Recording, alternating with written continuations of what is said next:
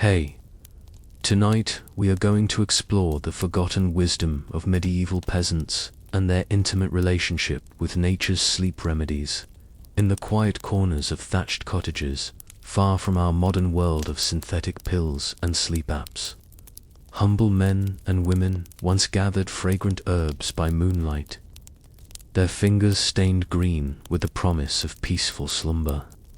These simple folk possessed knowledge passed down through whispered traditions, secrets of Valerian roots, earthy embrace, the sweet lullaby of chamomile, and lavender's gentle caress upon restless minds.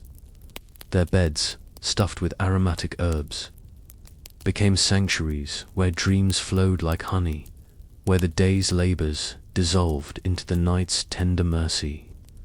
This ancient wisdom, once common as breath, now lies dormant, waiting for us to rediscover its quiet power. If this journey into medieval herbal wisdom brings you comfort tonight, I'd be so grateful if you'd share this story with someone who might need nature's gentle embrace to guide their sleep. Perhaps subscribe so we can continue wandering through history's forgotten pathways together. I'm curious, what herbs or natural remedies have you tried for sleep? Does lavender find its way into your bedtime ritual, or perhaps chamomile in your evening cup?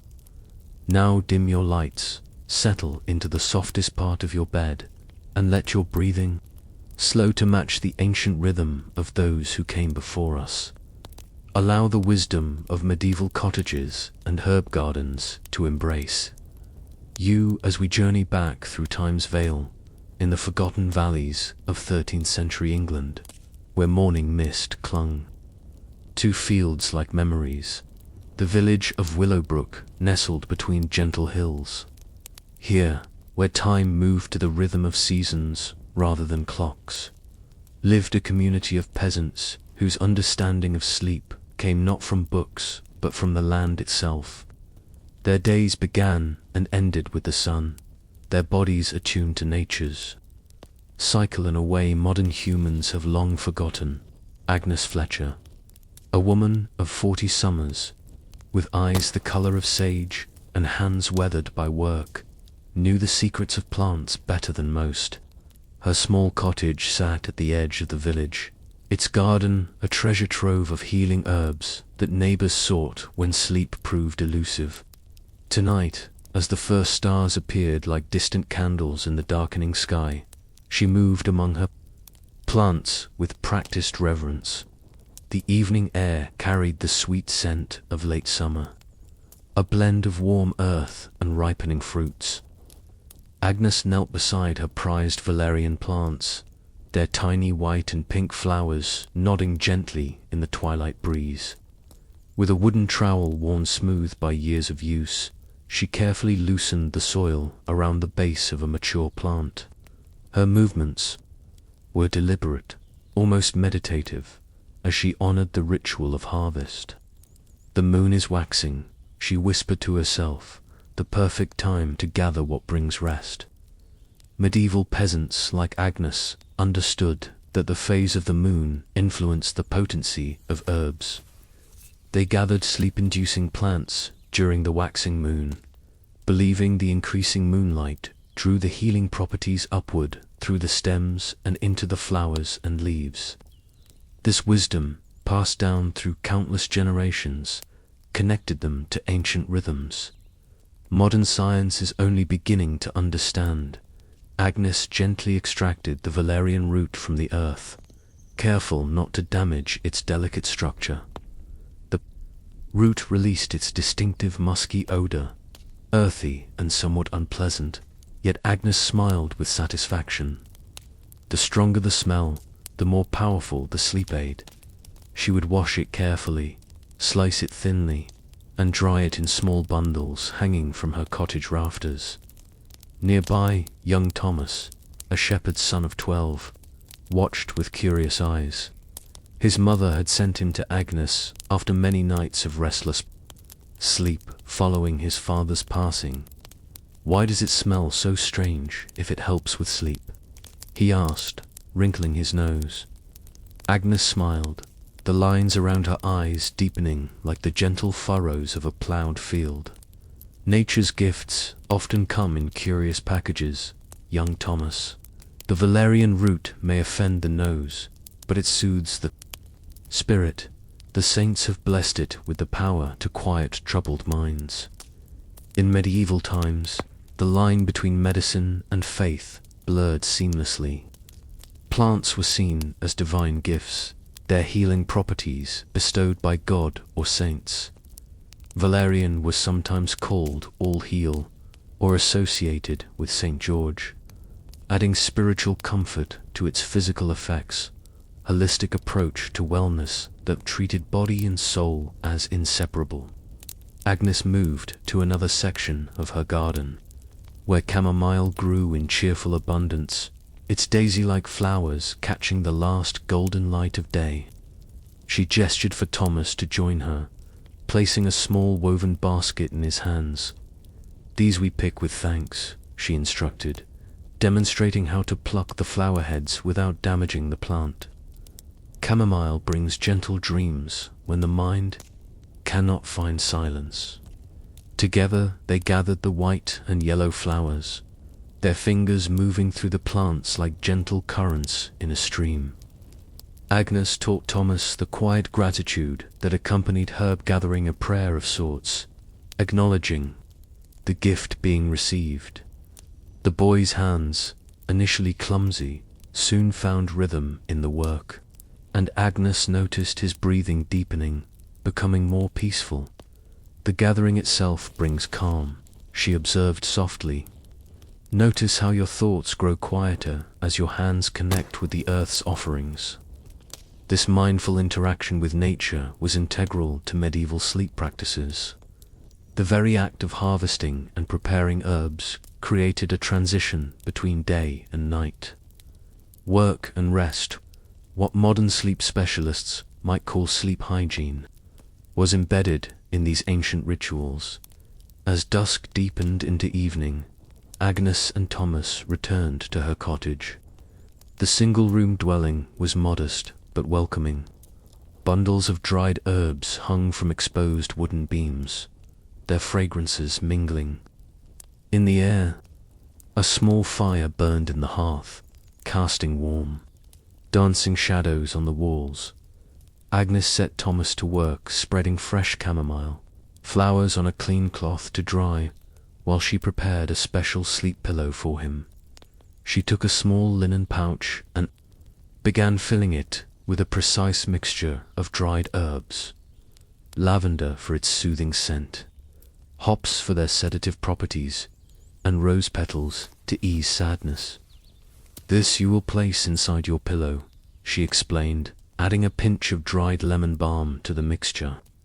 "As your head rests upon it, the warmth of your body will release the scent, and the herbs will guide you into gentle slumber." These herb-filled pillows, known as dream pillows or sleep sachets, were common in medieval bedchambers, from humble peasant cottages to royal castles. They served multiple purposes, masking unpleasant odors, repelling insects, and most importantly, inducing restful sleep through aromatherapy principles not yet named but intuitively understood. As Agnes worked, she shared stories with Thomas Dalis of plants and their guardian spirits, of saints associated with peaceful rest, of the proper ways to honor the herbs that offered their gifts. This storytelling itself was part of the sleep ritual, a winding down of the mind, a gentle bridge between wakefulness and dreams. "My mother says you know how to keep the night spirits away," Thomas said, his voice small in the fire-lit room. Agnes nodded, understanding the boy's fear. Sleep was a vulnerable state in medieval thinking, a time when the soul might wander or malevolent forces might approach. Protection during sleep was as important as inducing it. "Some herbs guard us while we dream," she explained, reaching for a jar of dried St. John's wort with its distinctive yellow flowers. "This plant captures the midsummer sun in its blossoms. We hang it above the bed to keep darkness at bay," she added a sprig to Thomas's sleep sachet, then reached for another special addition, a few leaves of mugwort, silvery green in the firelight. "And this," she said with a gentle smile, "is for clear dreams. It may help you see your father in the gentle landscapes of sleep, where souls can meet without the boundaries of our waking world." Thomas touched the leaves reverently. Medieval people believed that mugwort could promote lucid dreaming and protect dreamers on their night journeys. For a boy missing his father, such dreams might bring comfort denied to him in waking hours. As Agnes secured the sachet with a careful stitch, she recited a quiet blessing, a mixture of Christian prayer and older folk traditions that had intertwined. Over centuries, the medieval approach to sleep was inseparable from spiritual practice, with evening prayers, protective rituals, and herbal remedies forming a cohesive system of care for body and soul during vulnerable night hours. While Agnes and Thomas prepared the sleep sachet across the village, other households engaged in their own evening rituals.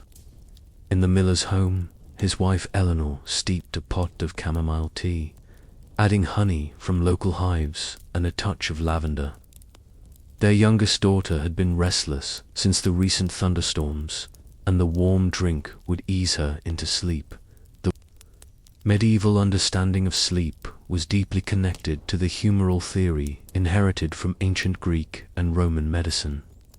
They believed for bodily humors, blood, phlegm, black bile, and yellow bile needed to remain in balance for good health, including sound sleep.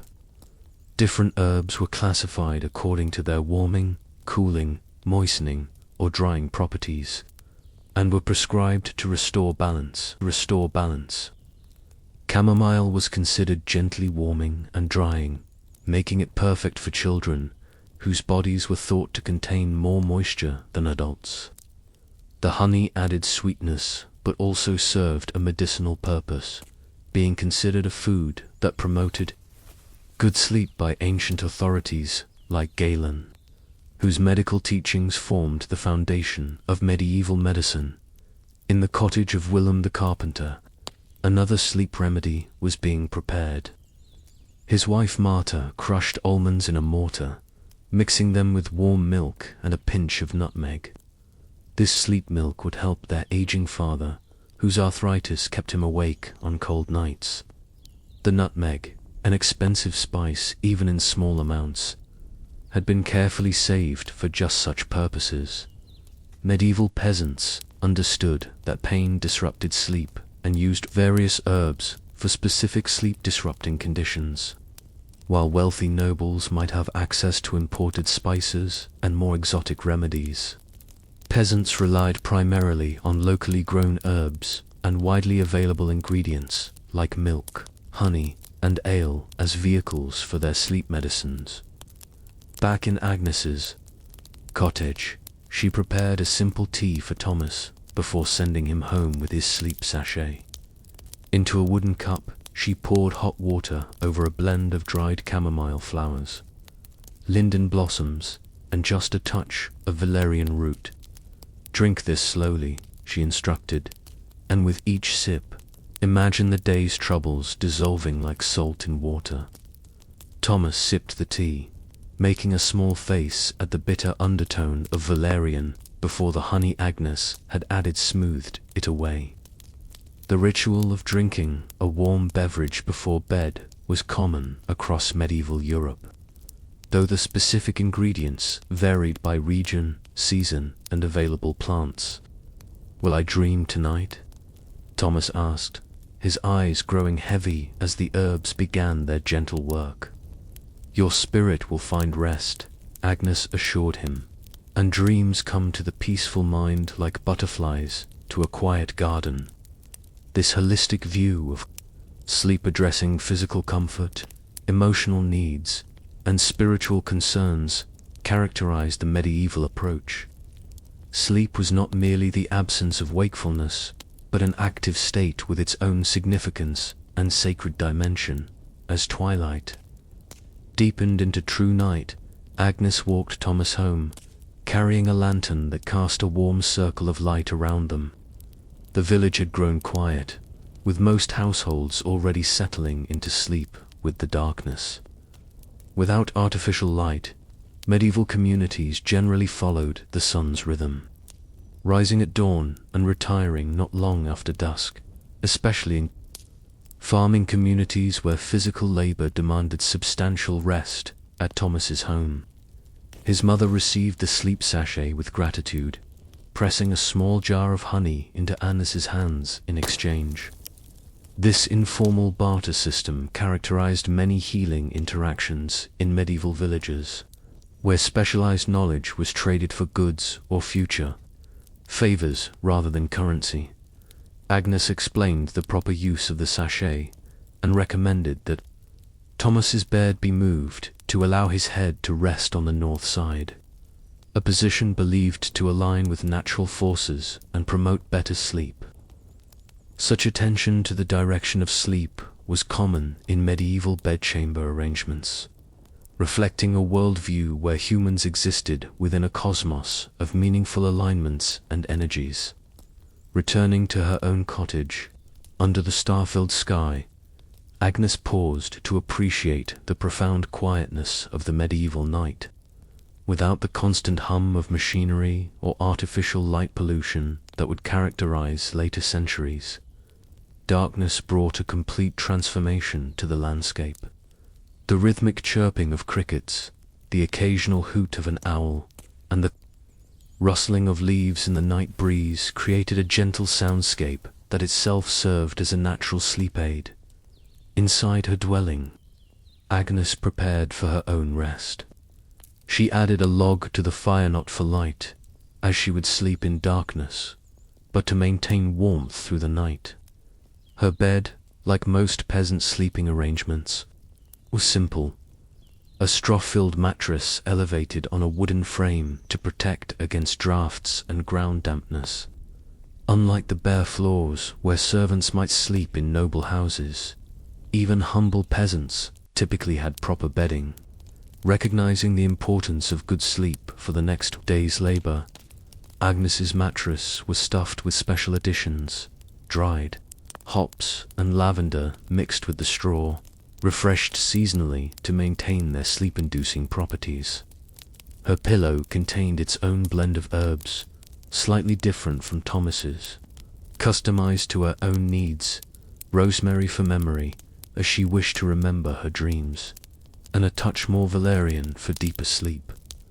Before lying down, Agnes performed her own ritual, washing her face and hands with water infused with rose petals.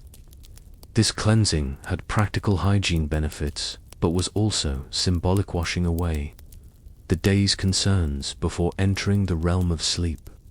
She recited evening prayers, asking for protection during the vulnerable hours of darkness and for the blessing of restful dreams. Medieval sleep was often conceptualized differently than in our modern understanding. Rather than a single block of unconsciousness, historical evidence suggests many experienced segmented sleep to periods of slumber, separated by a wakeful interlude of an hour or more. During this midnight waking, people might pray, reflect, discuss dreams with bed partners, or even visit neighbors briefly. Agnes was accustomed to this rhythm and kept a small cup of prepared chamomile by her bedside for this middle night waking. Rather than fighting against this natural pattern as a form of insomnia, she embraced it as a special time for contemplation and quiet connection with the divine. As spring progressed into summer in Willowbrook, the range of available sleep herbs expanded. Agnes and other knowledgeable villagers gathered fresh plants according to the traditional calendar, which associated specific herbs with saints' days and seasonal transitions. Midsummer's Eve was especially important for herb collection, as plants harvested then were believed to possess their maximum potency. On a warm June morning, Agnes led several village women and their daughters to the nearby meadows for a communal herb-gathering expedition. This social dimension of herb collection was vital to medieval village life. Knowledge transfer occurred naturally as experienced collectors taught younger generations about identification, harvest techniques, and processing methods. See how the lavender grows on the south-facing slope. Agnes demonstrated to Lily, a girl of 14 showing interest in herbal lore. It loves the sun's embrace. We harvest it when the buds have formed, but before they've fully opened. That's when its sleep-giving oils are strongest. The women spread out across the meadow, their skirts gathered up and tucked into their belts to form makeshift pouches for their collections. They moved methodically, taking only what was needed and leaving plenty to ensure next year's growth. A sustainable approach, born of necessity and respect for nature's bounty. Marjorie, a young mother of 3, specialized in gathering linden blossoms from the massive tree at the village center. She climbed nimbly among the branches, carefully selecting the pale yellow-green flowers and their distinctive leaf-like bracts. My grandmother taught me that linden tea brings dreams of loved ones who have passed beyond, she shared as she descended with her fragrant harvest. Last winter, when the coughing sickness took my sister, linden dreams were my comfort. Medieval sleep herbs served emotional and psychological purposes beyond their physiological effects. Grief, a universal human experience, but particularly common in communities with high mortality rates, found its remedy in specific plants thought to ease sorrow during sleep and bring comforting dreams. As the women worked, they shared knowledge about sleep difficulties specific to different life stages. For infants, gentle dill water or fennel tea soothed nighttime colic. Pregnant women, advised to avoid stronger herbs like valerian, might use gentle lemon balm or small amounts of chamomile. Men whose physical labor left them with aching muscles benefited from stronger preparations, sometimes including hops steeped in ale before bedtime by midday. Their baskets filled with a colorful array of flowers, leaves, and stems, the pale purple of lavender, bright yellow of St. John's wort, delicate white of chamomile, and silvery green of sage. The women returned to the village, spreading their harvest on clean cloths to wilt slightly before further processing. Agnes supervised the proper drying techniques, essential for preserving the herb's properties through the coming seasons. Some plants needed to dry in darkness to maintain their potency. Others required sunlight. Some were hung in bundles from rafters. Others laid flat on screens. The specific methods had been refined through generations of observation and experience. Not too much heat, she cautioned, as one woman placed chamomile too close to her hearth. Gentle drying preserves the sleep-giving spirits within the plants. While the herbs dried, the women prepared various sleep remedies for community use.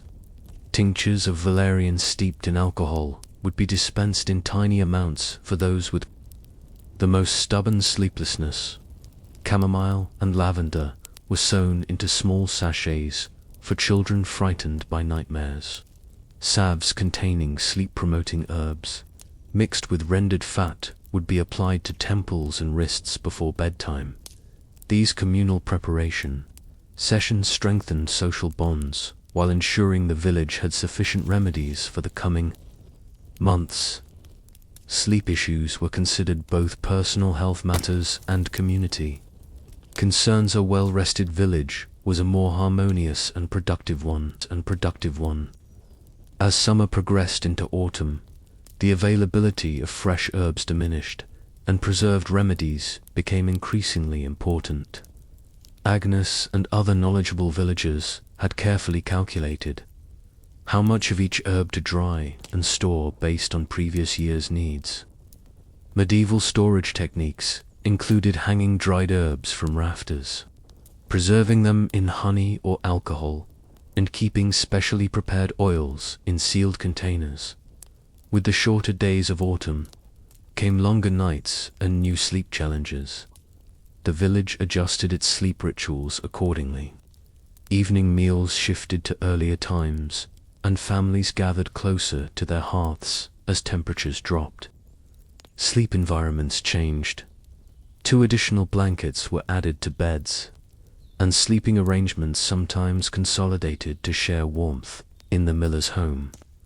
Eleanor prepared special autumn sleep tonics for her family, incorporating herbs with slightly warming properties to counteract the increasing cold. Ginger and cinnamon joined the usual sleep herbs in evening drinks, their heat believed to promote circulation and protect sleepers from the cold humors associated with winter illnesses. The changing seasons require changing remedies, she explained to her daughter while stirring honey into the fragrant mixture. As the earth sleeps more deeply, we must adjust what helps us join her rest. This seasonal approach to sleep reflected medieval understanding of human bodies as microcosms of the larger natural world.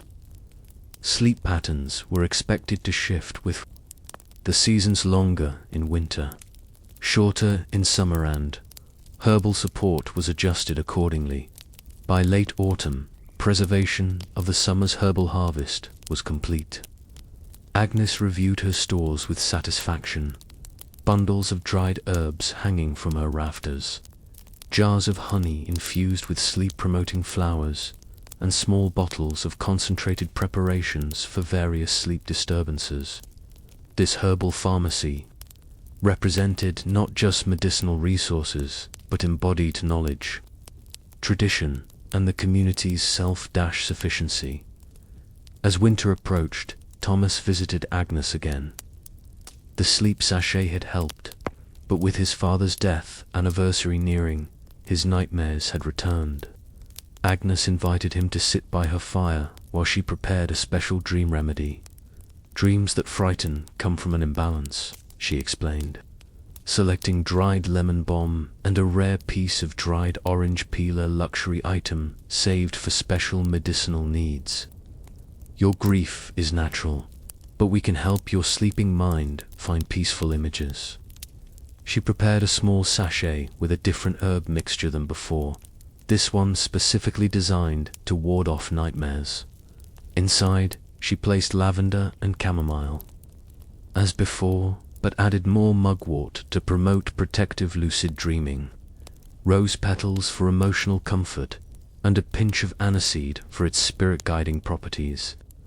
Place this under your pillow tonight, she instructed, and before you close your eyes, remember something happy about your father. Let that be the doorway through which sleep enters. This combination of physical remedy and mental technique exemplified the holistic medieval approach to sleep.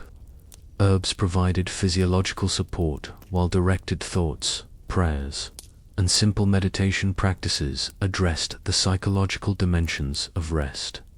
Medieval peasants recognized that different individuals needed different sleep supports. Worked wonderfully for one person might prove ineffective for another.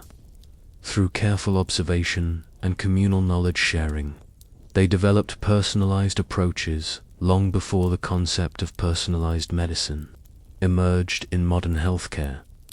As winter settled fully upon Willowbrook, the longest nights of the year arrived. In this season more than any other, sleep occupied a central place in community consciousness, with darkness falling by mid-afternoon and lasting until late morning. Sleep and rest patterns adapted to preserve precious resources like candles and firewood, while maintaining necessary work routines. On the winter solstice, the village observed special traditions related to sleep and dreaming. Households prepared sleep-inducing treats containing nuts, honey, and specific herbs believed to promote prophetic dreams. Young, unmarried villagers particularly valued these, hoping to dream of future spouses or important life events in the coming year. Agnes prepared special dream pillows for this night, filling them with 9 specific herbs associated with prophetic dreams: mugwort, bay leaf, lavender, jasmine, rose, lemon balm, clover, yarrow, and thyme. These she distributed to those who sought guidance through dreams, along with instructions for the proper prayers and intentions to hold while falling asleep. The relationship between spiritual beliefs and sleep practices grew even more pronounced during these ceremonial times. Dreams were considered potential messengers from divine or ancestral sources, and proper preparation for sleep, both physical and spiritual, could open channels for such communication as midwinter passed and days slowly lengthened again. Agnes began planning her spring garden, mentally cataloguing which sleep herbs needed replanting and which had established themselves sufficiently.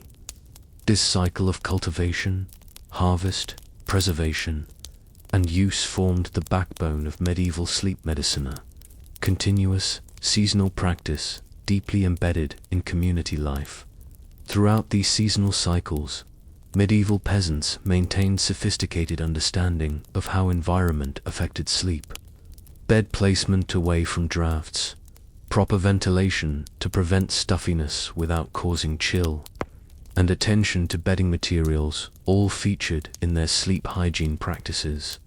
Mattress fillings were chosen not just for comfort but for sleep properties beyond straw, which formed the base of most peasant beds. Aromatic additions like hops provided both cushioning and gentle sedative effects. Lavender repelled insects while soothing the mind. Bedding was refreshed seasonally, with new herbs added to maintain effectiveness. Sound and light management, concepts central to modern sleep hygiene, found their medieval expressions too. Shutters were designed to block both light and noise. Households with infants or elderly members often arranged sleeping spaces to minimize disruption to others. Some homes used fabric hangings to create separate sleeping areas and reduce noise transfer. Early versions of the elaborate bed curtains that would become common in wealthier households. By early spring, Thomas had grown noticeably more peaceful.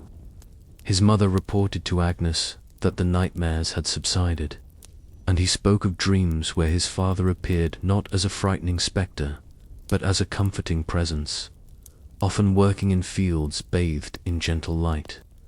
The herbs have helped his mind find a better path through grief, Agnes explained. They do not remove sorrow, but they can guide it toward healing rather than fear. This understanding of herbs as guides rather than controllers of mental states reflected medieval humility about human intervention in natural and spiritual processes. Plants were seen as intermediaries between human needs and divine will, gently influencing but not forcing outcomes. As spring advanced and the days lengthened noticeably, the villagers' sleep patterns shifted again, rising earlier and retiring. A bit later, villagers adjusted their herbal supports accordingly.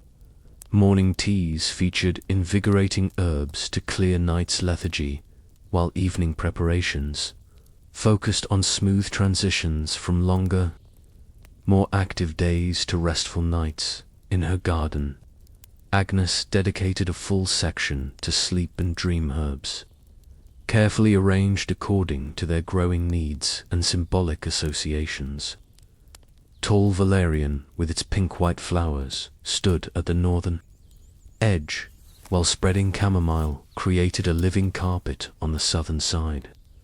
Lavender formed a fragrant border, its purple spikes attracting bees whose honey would later sweeten sleep tonics. This deliberate garden design reflected medieval understanding of plant relationships and energetic properties. Some herbs grew better together, while others needed separation. Some benefited from morning sun, others from afternoon shade. Agnes's garden layout embodied generations of observational wisdom, creating optimal growing conditions while symbolically mapping the journey from wakefulness to sleep. When local nobles occasionally sought Agnes's sleep remedies, typically delivered through their servants rather than direct consultation, she prepared special blends reflecting their different lifestyles and sleep challenges. For those who ate rich foods late into the evening at elaborate dinners, she included bitter herbs like hops and more digestive supports like fennel and mint to ease the stomach discomfort that disrupted sleep.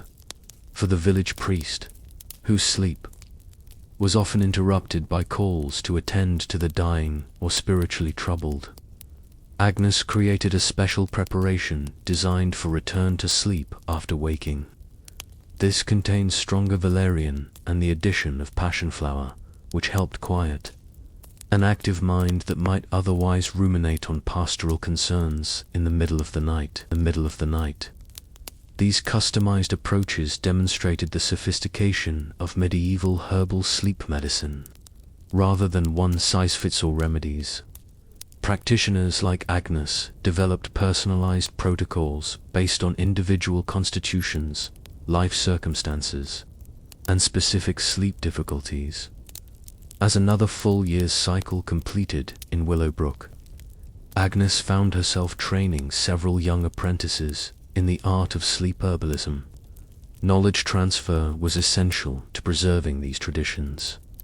Especially many remedies relied on subtle distinctions best learned through direct observation and practice.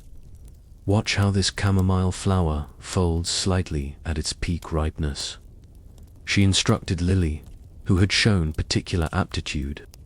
Harvest then, and you capture its perfect dream-bringing essence. The medieval understanding of herbs operated through multiple frameworks simultaneously: practical observation of effects, humoral theory of balance, spiritual associations with saints or cosmic forces, and symbolic connections based on plants' appearances or growing habits.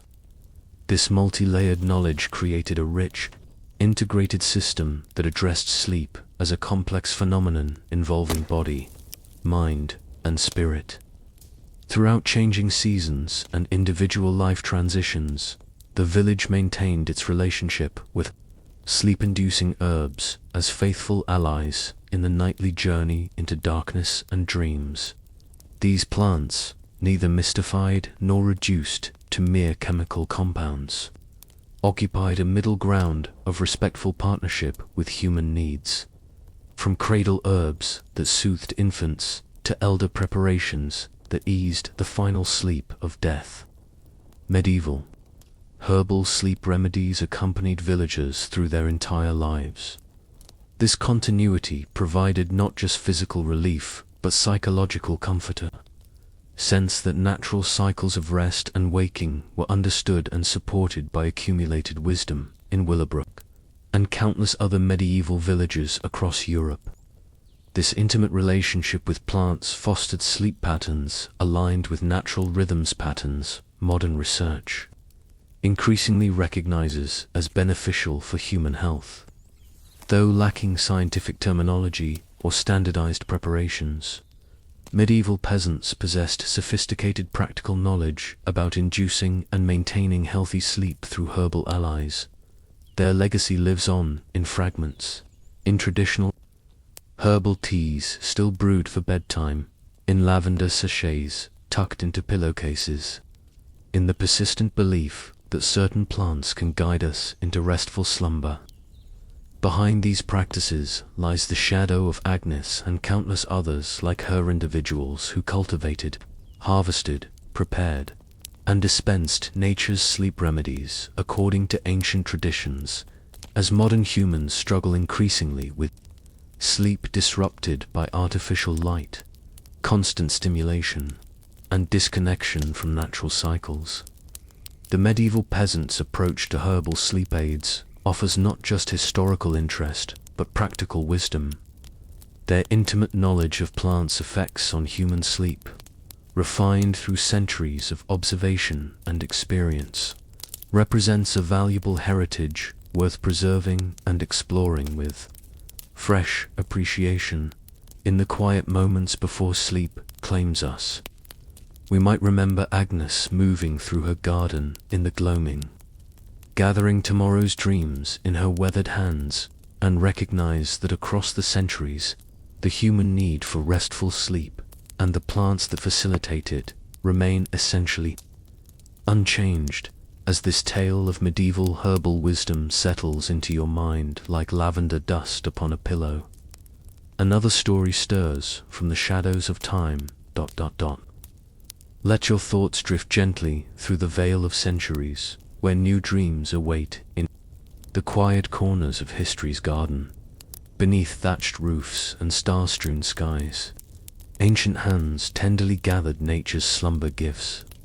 Fragrant lavender, Valerian's earthen notes, and Chamomile's golden embrace, secrets passed through generations like whispered lullabies, bringing rest to weary souls in a world illuminated only by hearth fire and moonlight. The small village of Willowdale nestled in the gentle folds of hills that rolled away from the Lord's castle like ripples in a pond. Here, where morning mist clung to meadows and evening shadows stretched long across dirt paths, the knowledge of herbs was as precious as bread itself.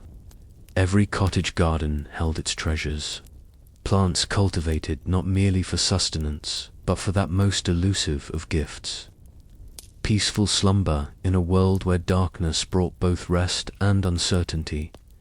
Agnes, the herb wife, lived at the edge of the village, her cottage distinguishable from others by the profusion of plants that surrounded it in orderly rows and patches. At 60 winters, her hands bore the gentle stains of earth and herb, fingers nimble despite the years of work. Her knowledge was not written in books, for she could neither read nor write. Instead, it lived in her memory, in the rhythms of planting and harvesting that followed the turning wheel of seasons. In the careful way she dried bundles of herbs from rafters, and in the story she told to those who came seeking relief from sleepless nights, the evening air grew cool as summer gave way to early autumn. Agnes moved through her garden in the last light of day, her wooden clogs silent on the soft earth. Her fingers brushed against the silvery leaves of mugwort, feeling its texture like an old friend. The plant had grown tall this year, its stems reaching upward as if trying to touch the first stars that would soon appear. She remembered her grandmother's voice from decades past. Mugwort opens the door to dreams, child. The Romans carried it in their sandals to prevent weary feet, but we know its true gift is in guiding the mind to gentle sleep. Agnes plucked several stems, adding them to her gathering basket where lavender and chamomile already lay in fragrant abundance. The work was unhurried, meditative. There was wisdom in this slowness, a connection to the earth that those in the castle above would never understand. Lords and ladies had their feather beds and velvet hangings, but many still sent servants down to the village seeking Agnes's sleep remedies, proof that peaceful rest could not be purchased with gold alone. In her cottage, a single candle cast dancing shadows across herbs hanging from ceiling beams, some fresh, others in varying states of drying.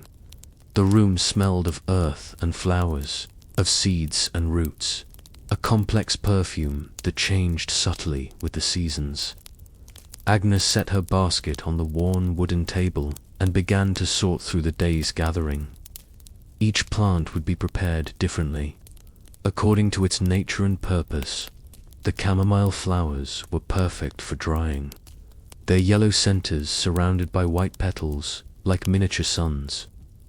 Agnes remembered teaching young Matilda, the miller's daughter, about chamomile just last spring. See how the flower resembles the sun, she had said to the wide-eyed girl. That's God's sign that it brings warmth and comfort to the body. The Romans called it earth apple for its scent, but our Saxon mothers named it ground star for its shape. The girl had inhaled the gentle apple-like fragrance, her face lighting with recognition of something both new and somehow familiar. Agnes separated the chamomile flowers carefully, spreading them on a clean linen cloth. They would dry in the shadows of her rafters, away from direct sunlight that would steal their potency. Once dried, they would be steeped in hot water to make a tea that even the fussiest children would drink before bedtime. Agnes smiled at the memory of the Lord's own son, a boy of 7 winters, who had refused all medicine until she had added a spoonful of precious honey to her chamomile brew, transforming remedy to treat. Next came the lavender, its purple spikes still vibrant with color and scent. Agnes brushed a stem against her cheek, inhaling deeply. The fragrance carried her back to childhood, to her mother binding lavender into small sachets to tuck beneath pillows. Lavender soothes the heart and quiets the mind, her mother had said. It keeps both nightmares and moths at bay. Such simple wisdom, passed down like an inheritance more valuable than land or coin. Agnes tied the lavender into small bundles with lengths of twine, working by touch as much as sight in the dim light. These would hang from the beam nearest the hearth, where the gentle warmth would help release oils that made the entire cottage smell of summer even in the depths of winter. Some bundles would be given to new mothers in the village to place near their babes' cradles.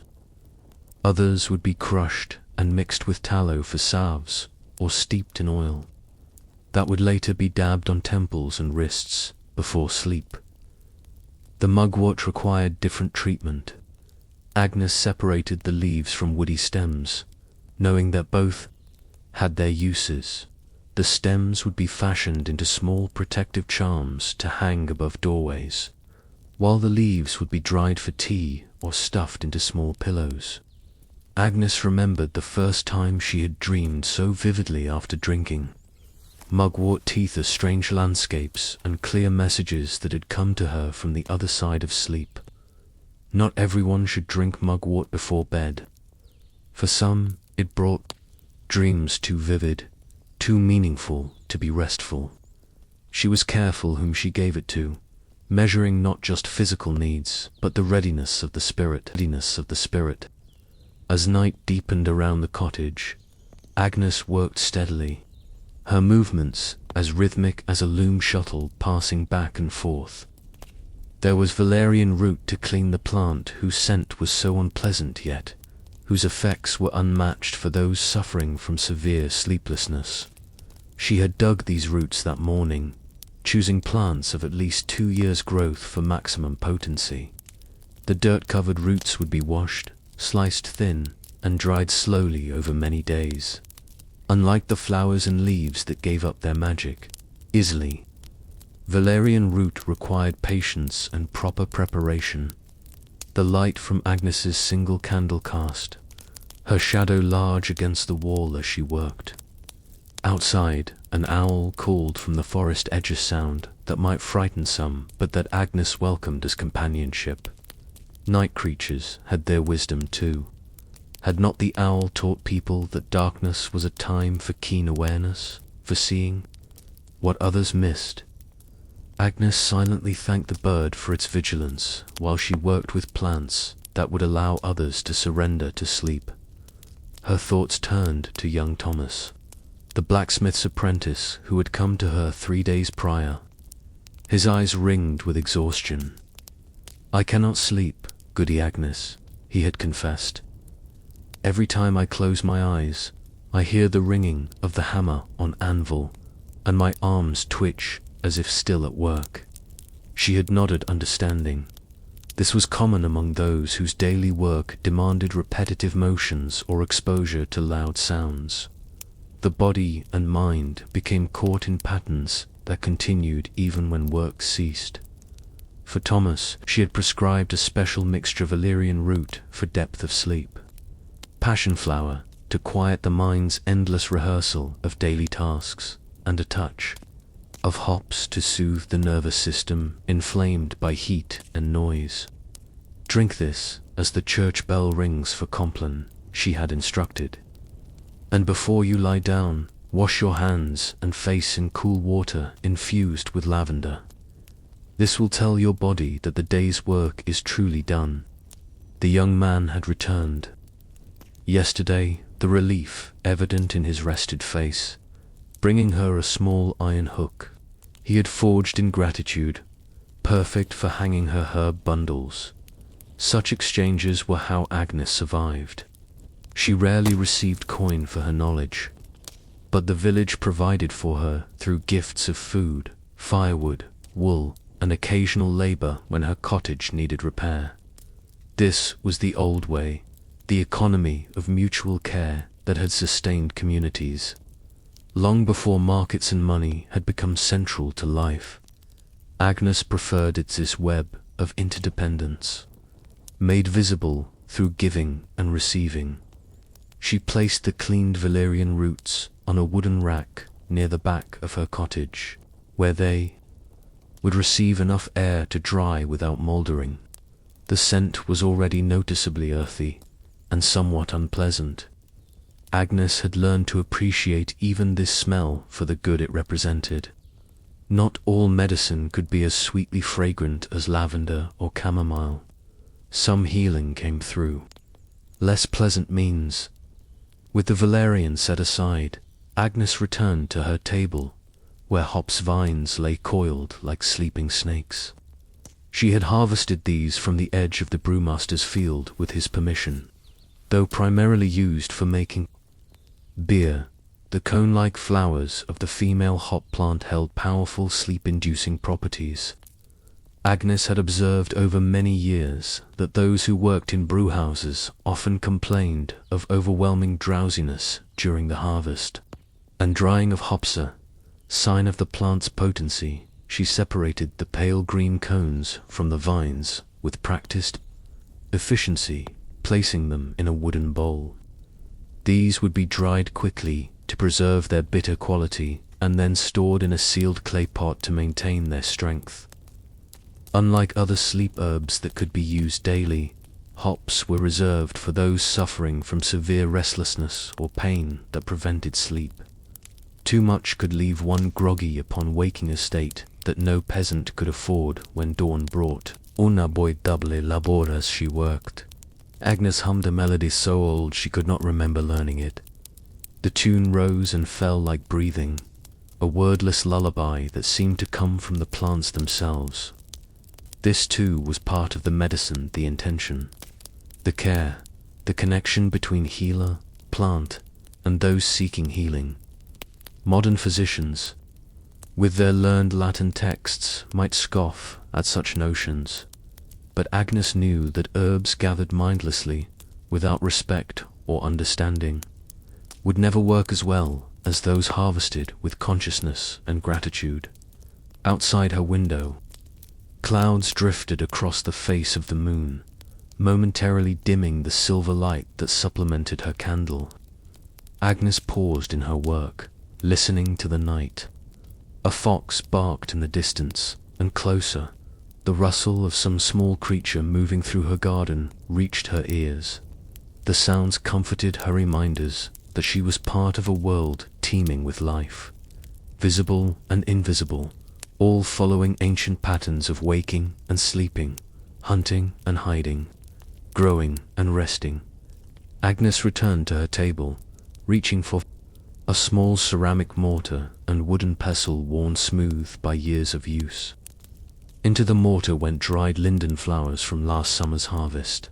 Their sweet scent released anew as she ground them to a fine powder. Linden, the tree sacred to Freya in the old religion, adopted by the church as a symbol of Mary's mercy. Its flowers made a tea that quieted anxious hearts, especially those of women struggling with the worries that often plagued their nights. She thought of Emma, the young wife expecting her first child, whose sleep had become fragmented and uneasy. As her body changed and fears of childbirth grew, for her, Agnes had created a special blend Linden for the anxiety. Raspberry leaf to prepare the womb, and just a touch of chamomile for its gentle sedative effect. Drink this tea after saying your evening prayers, Agnes had instructed, and place your hands on your belly, greeting your child and assuring both yourself and the baby that night is for rest, not worry. The importance of ritual was something Agnes emphasized with all her remedies.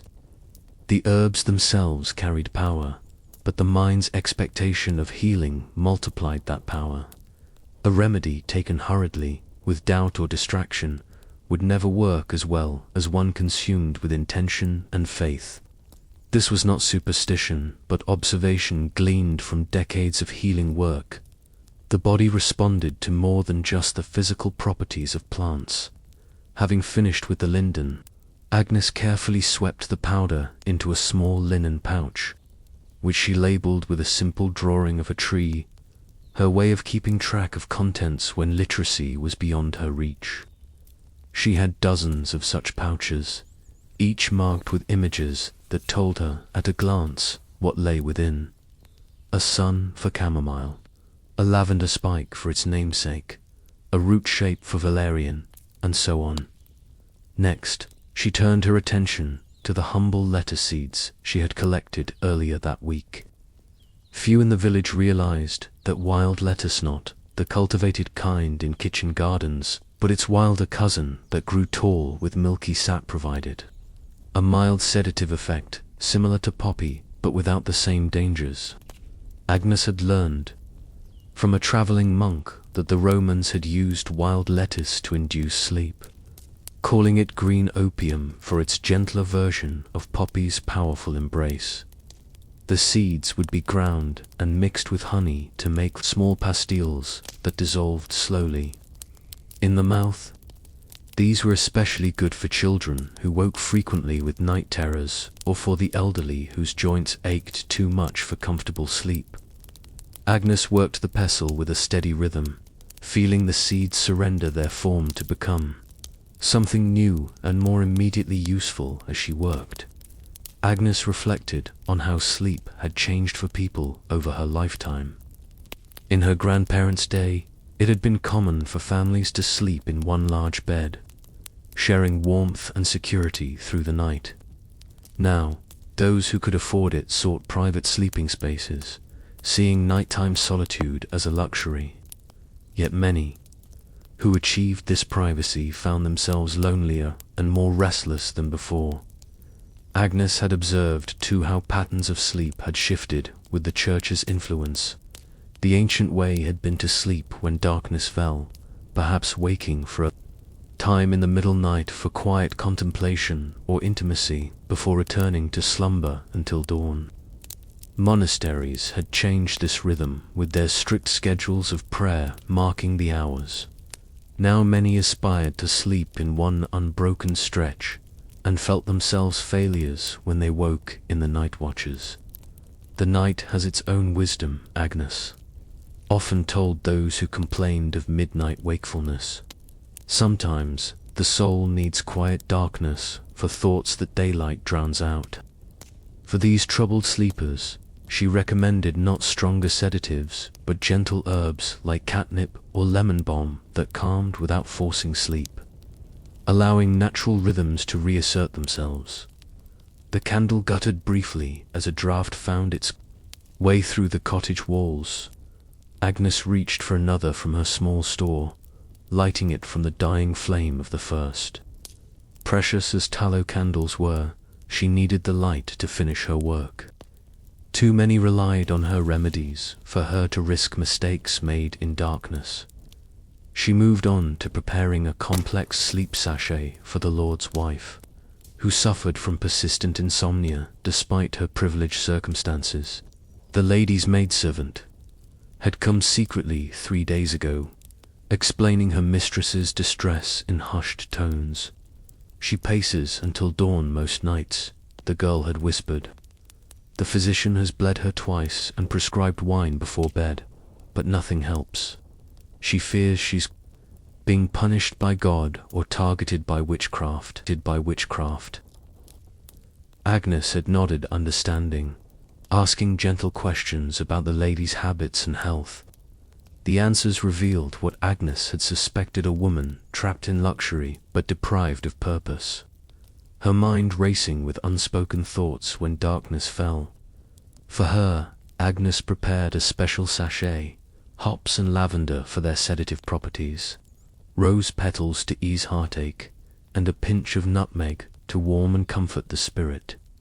Place this beneath her pillow, Agnes had instructed the maid, and suggest she drink warm milk with honey just before retiring, but most importantly, encourage her to speak aloud what troubles her mind before seeking sleep. Thoughts contained become serpents that writhe through the night. Thoughts expressed become birds that fly away, leaving peace behind. Now Agnes carefully stitched closed a similar sachet, embroidering a simple cross on its surface knot, because the remedy required Christian blessing, but because the symbol would make it acceptable in the castle where older ways were viewed with suspicion. The herbs inside would work regardless of the symbols outside. Plants cared nothing for human divisions of faith and custom. As she sewed, Agnes reflected on how sleep troubles revealed the true equality of human experience. In slumber, lord and peasant faced the same fundamental needs and vulnerabilities. The finest feather bed could not guarantee rest any more than a straw pallet could prevent it. This was perhaps why sleep remedies were among the few areas where humble knowledge was still sought by the powerful, because, in the dark hours, rank and privilege offered no special advantage. The sachet completed, Agnes set it aside and turned her attention to a jar of preserved rose petals from Midsummer. These had been packed in layers of honey, creating a sweet conserve that served both as medicine and rare delicacy. A spoonful dissolved in warm water created a drink that soothed grieving hearts, particularly useful for new widows or mothers who had lost children and found themselves staring sleeplessly into the darkness, haunted by absence. Agnes stirred the rose conserve gently, checking its consistency and aroma. The scent that rose from the jar was summer itself, sweet, complex, fleeting, yet preserved through her knowledge and care. She replaced the lid, sealing it tight against air that would diminish its potency. This precious remedy would be used sparingly, reserved for those whose sleeplessness came from depths of sorrow rather than physical discomfort. Her work continued as the night deepened, each herb receiving her full attention in turn. There were seeds to sort, dried leaves to crumble, roots to examine for any signs of mold or pest damage. Agnes worked with the patience of one who understood that healing followed nature's pace, not human demand. Some remedies required weeks of preparation. Others lost their virtue if not used within days of harvesting. Knowing these rhythms was as important as knowing the properties of the plants themselves. From a small wooden chest, Agnes withdrew a linen-wrapped bundle of poppy heads, their seeds long removed for cooking, their dried capsules, now valuable for their mild sedative properties. These she would use sparingly, and only for those in greatest need. Unlike the gentle herbs that merely invited sleep, poppy commanded it a power to be respected rather than casually employed. She thought of old Willem, the carpenter whose hands had become so twisted with age and arthritis that each night brought fresh torment. For him, she occasionally prepared a special tea of poppy heads steeped with willow bark and mellowed with honey. Just enough to let you find sleep, not so much that you lose yourself, she always cautioned him. Willem used the remedy only when absolutely necessary, understanding both its blessing and its danger. Agnes sorted the poppy heads by size, setting aside those that showed the greatest maturity for the strongest preparations.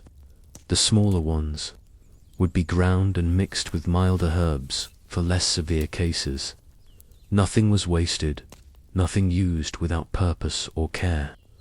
This mindfulness was central to Agnes's practice. Each plant sacrificed its life or growth to become medicine, and such sacrifice demanded respect. The night had grown fully dark now, the kind of darkness unknown to modern folk accustomed to. Artificial light. In Agnes's time, night brought a profound change to the world. Shapes dissolved, distances became uncertain, and the familiar transformed into something other. Yet Agnes moved comfortably through this darkness, at home in the rhythms of a world half-shrouded. Her hands knew every corner of her cottage, every herb bundle hanging from her rafters. She paused in her work, listening again to the night. An unexpected sound reached her ears: footsteps on the path to her door. Someone coming at this late hour meant urgent need. Agnes quickly wiped her hands on her apron and moved to open the door before the visitor could knock and perhaps wake others in nearby cottages. In the thin moonlight stood Martin, the parish priest's assistant, his young face tight with worry. "Forgive the late hour, Goody Agnes," he whispered. "Father Thomas sent me. He cannot find sleep for the third night running, and tomorrow he must conduct special services for the feast day. He asks if you might have something to help him rest." Agnes nodded, hiding her small smile. The priest publicly denounced pagan plant magic, yet privately sought her help when his prayers alone proved insufficient. Such was the complex dance between old knowledge and new faith, each needing the other more than either would admit. "Wait here a moment," she told Martin, turning back to her herb table. Quickly but carefully, she prepared a small packet of dried herbs, lemon balm to ease an overactive mind, passion flower to quieten religious fervor into restful contemplation, and a touch of chamomile for its gentle sedative quality. Nothing that would conflict with Christian sensibilities. No mugwort to bring prophetic dreams, or Valerian with its associations to pagan protective magic. She returned to the door, handing Martin the packet with clear instructions. "Tell Father Thomas to steep these in hot water, just long enough to color the water pale green, no longer, or it will become too bitter. He should drink it while reciting his evening prayers, and he will find sleep coming gently thereafter." Martin nodded gratefully, pressing a small coin into Agnes's hand despite her protest. "Father Thomas insists," he said. "He says proper payment prevents any suggestion of." The young man hesitated, clearly uncomfortable with completing the thought. "Any suggestion of unholy exchange," Agnes finished for him, her voice kind rather than offended. "Very well. Tell him I will light a candle for him." She did not specify to whom or what the candle would be dedicated. Some ambiguities served everyone best. After Martin departed, melting back into the night like a shadow, Agnes returned to her table. The brief interruption had momentarily broken her rhythm, but she quickly re-established it, her hands finding their way back to the work of preparation and preservation. She reached for stems of sweet woodruff, a plant whose fresh scent intensified as it dried. In May, villagers scattered woodruff on church floors where it released its sweet hay-like fragrance when trodden upon. Agnes used it in sleep pillows, particularly for children, as its comforting scent evoked safety and summer warmth even in winter's darkest months, as she stripped the tiny leaves from woodruff stems. Agnes remembered teaching village children to gather the plant. "Look for the stars," she would say, referring to the way woodruff leaves grew in star-like whorls around the stem. The stars on earth reflect those in heaven, and both watch over your sleep. The children would carry their small gatherings proudly, participating in knowledge that connected them to generations before and after their own brief lives. This continuity of knowledge concerned Agnes more as her own years advanced. Who would remember which plants gathered under the waxing moon held different properties than those same plants harvested as the moon waned? Who would recall that vervain strengthened other herbs' virtues when added in small amounts? Who would know that St. John's wort picked on the saint's day at noon held the greatest power against melancholy that prevented sleep? Young Matilda showed promise and interest, often lingering to help Agnes with simple tasks while absorbing knowledge like thirsty soil drinks rain. Perhaps the girl would develop the calling to become a healer. Agnes made mental note to invite her more regularly, to begin teaching her systematically rather than in the casual moments that had characterized their relationship thus far. The transmission of knowledge. This was as much Agnes's responsibility as the immediate work of helping villagers sleep. In a world without books accessible to common folk, memory and apprenticeship were the only libraries available. Each healer who died without passing on their understanding represented an incalculable loss to the community and to the future. Agnes yawned, feeling the lateness of the hour in her own body. The herbs she worked with daily had taught her to recognize her own needs for rest, to honor the natural limits of wakefulness. Unlike many healers who neglected their own health while tending others, Agnes practiced the balance she preached. She would finish this last preparation, a sleep oil made from lavender infused in precious olive oil, imported at great cost, and reserved for the most difficult cases. As the oil absorbed the lavender's essence over many days, it would become a powerful tool for inducing sleep when rubbed on temples, wrists, and the soles of feet. Agnes added a few drops of rose water, stirring slowly with a wooden rod, while murmuring words her grandmother had taught her, not spells as the church might fear, but simple blessings that connected her work to something larger than herself. With the oil sealed in a small stoppered vial, Agnes's night's work was complete. She cleaned her workspace methodically, returning unused materials to their proper storage places. In the process, her fingers brushed against a bundle of dried blue cornflowers, a reminder that she needed to check on Edgar the miller tomorrow. She had given him cornflower tea last week for his chronic headaches that kept him from sleep, and she wanted to assess whether a stronger remedy might be needed. This was the rhythm of her life, the constant circle of growing, harvesting, preparing, healing, and beginning again. The wheel of the year turned, bringing different plants into their power with each season, and Agnes turned with it. Attuned to rhythms most villagers felt but could not name, she extinguished her candle with a small brass cap, allowing true darkness to fill the cottage. Moonlight filtered through the single window, casting faint silver patterns on the earthen floor.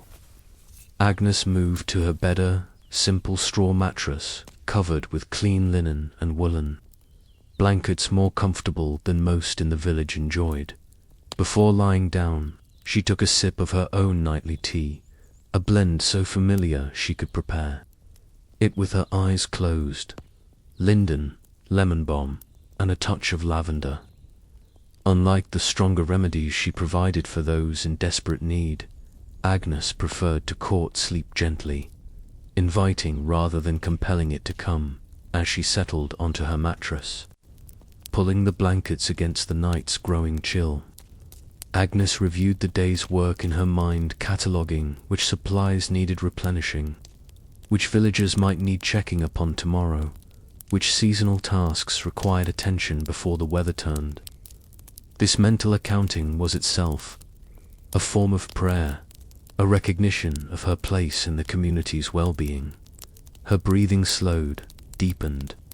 Around her, the dried herbs hanging from rafters released their subtle scents into the darkness, constantly changing. Symphony of fragrance that marked the seasons as surely as the height of the sun or the phases of the moon.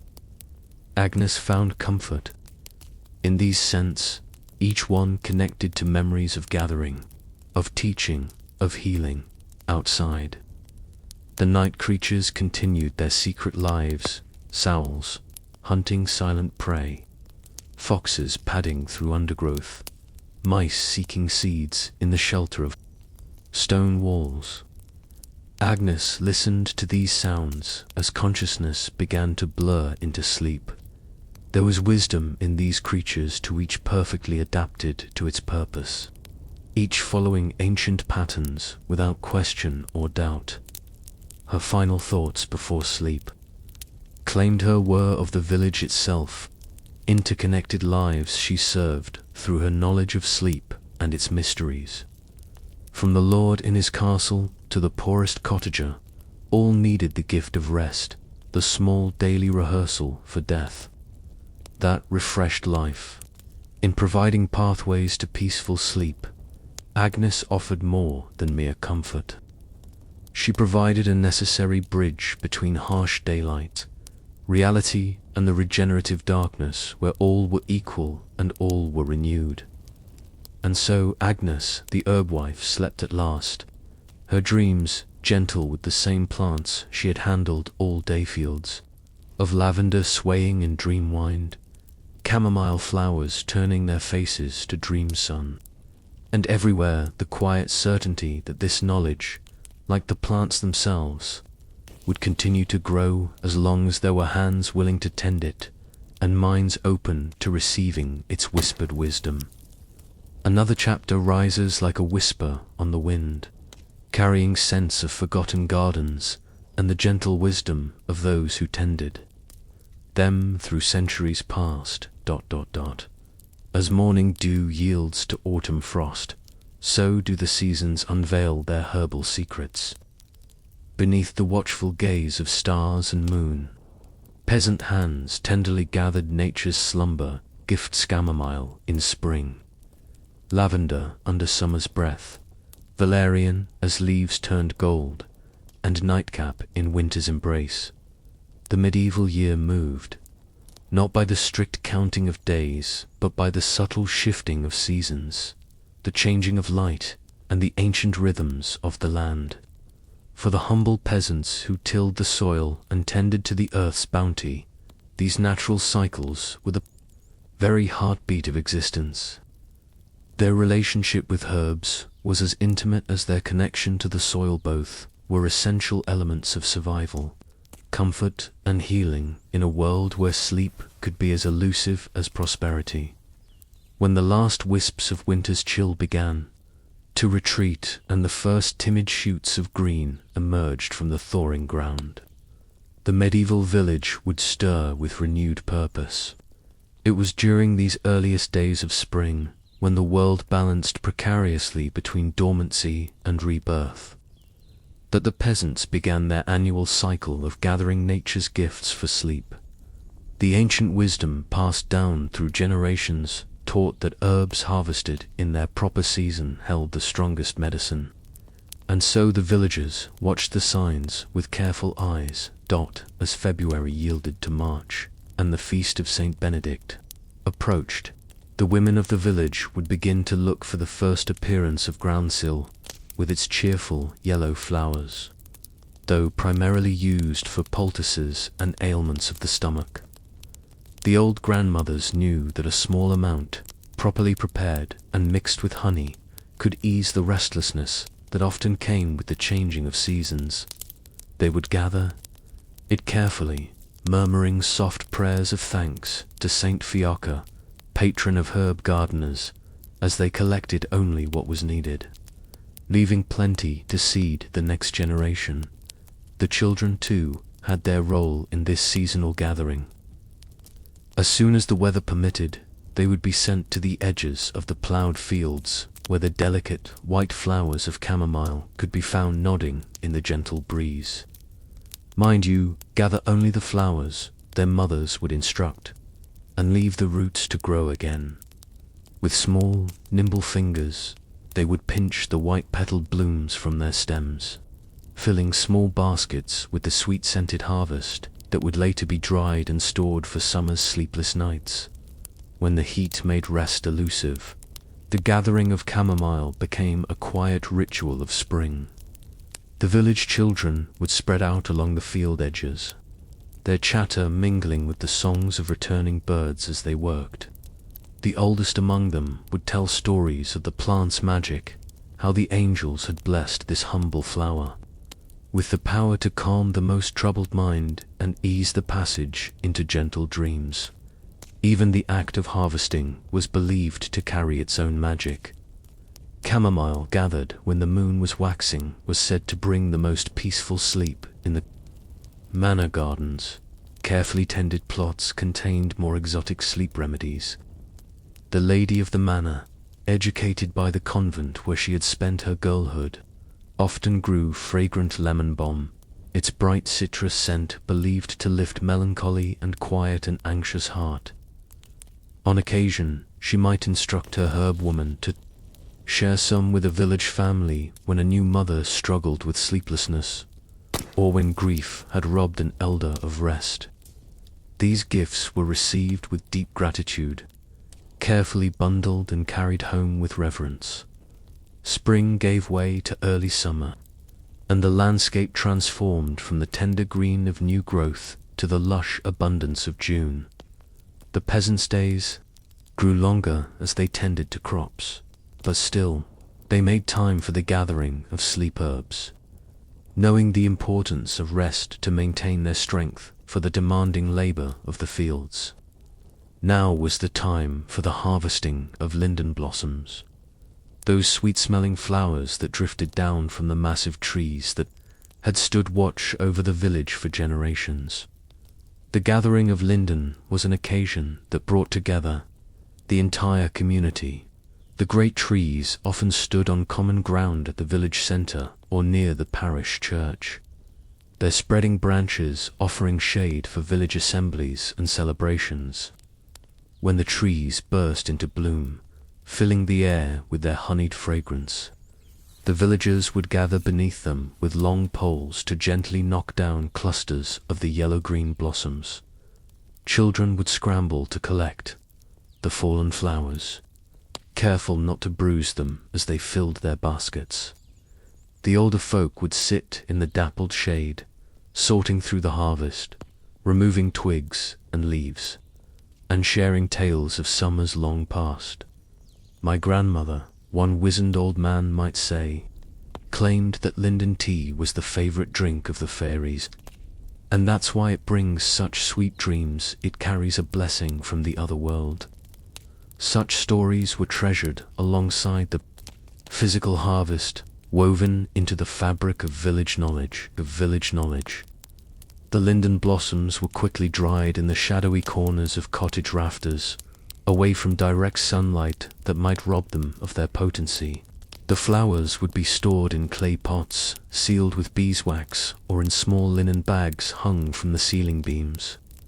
On summer evenings, when the work was done but sleep remained distant in the lingering twilight, a small handful would be steeped in hot water, releasing their soothing properties and their comforting scent as June ripened into July, and the feast of St. John the Baptist marked Midsummer.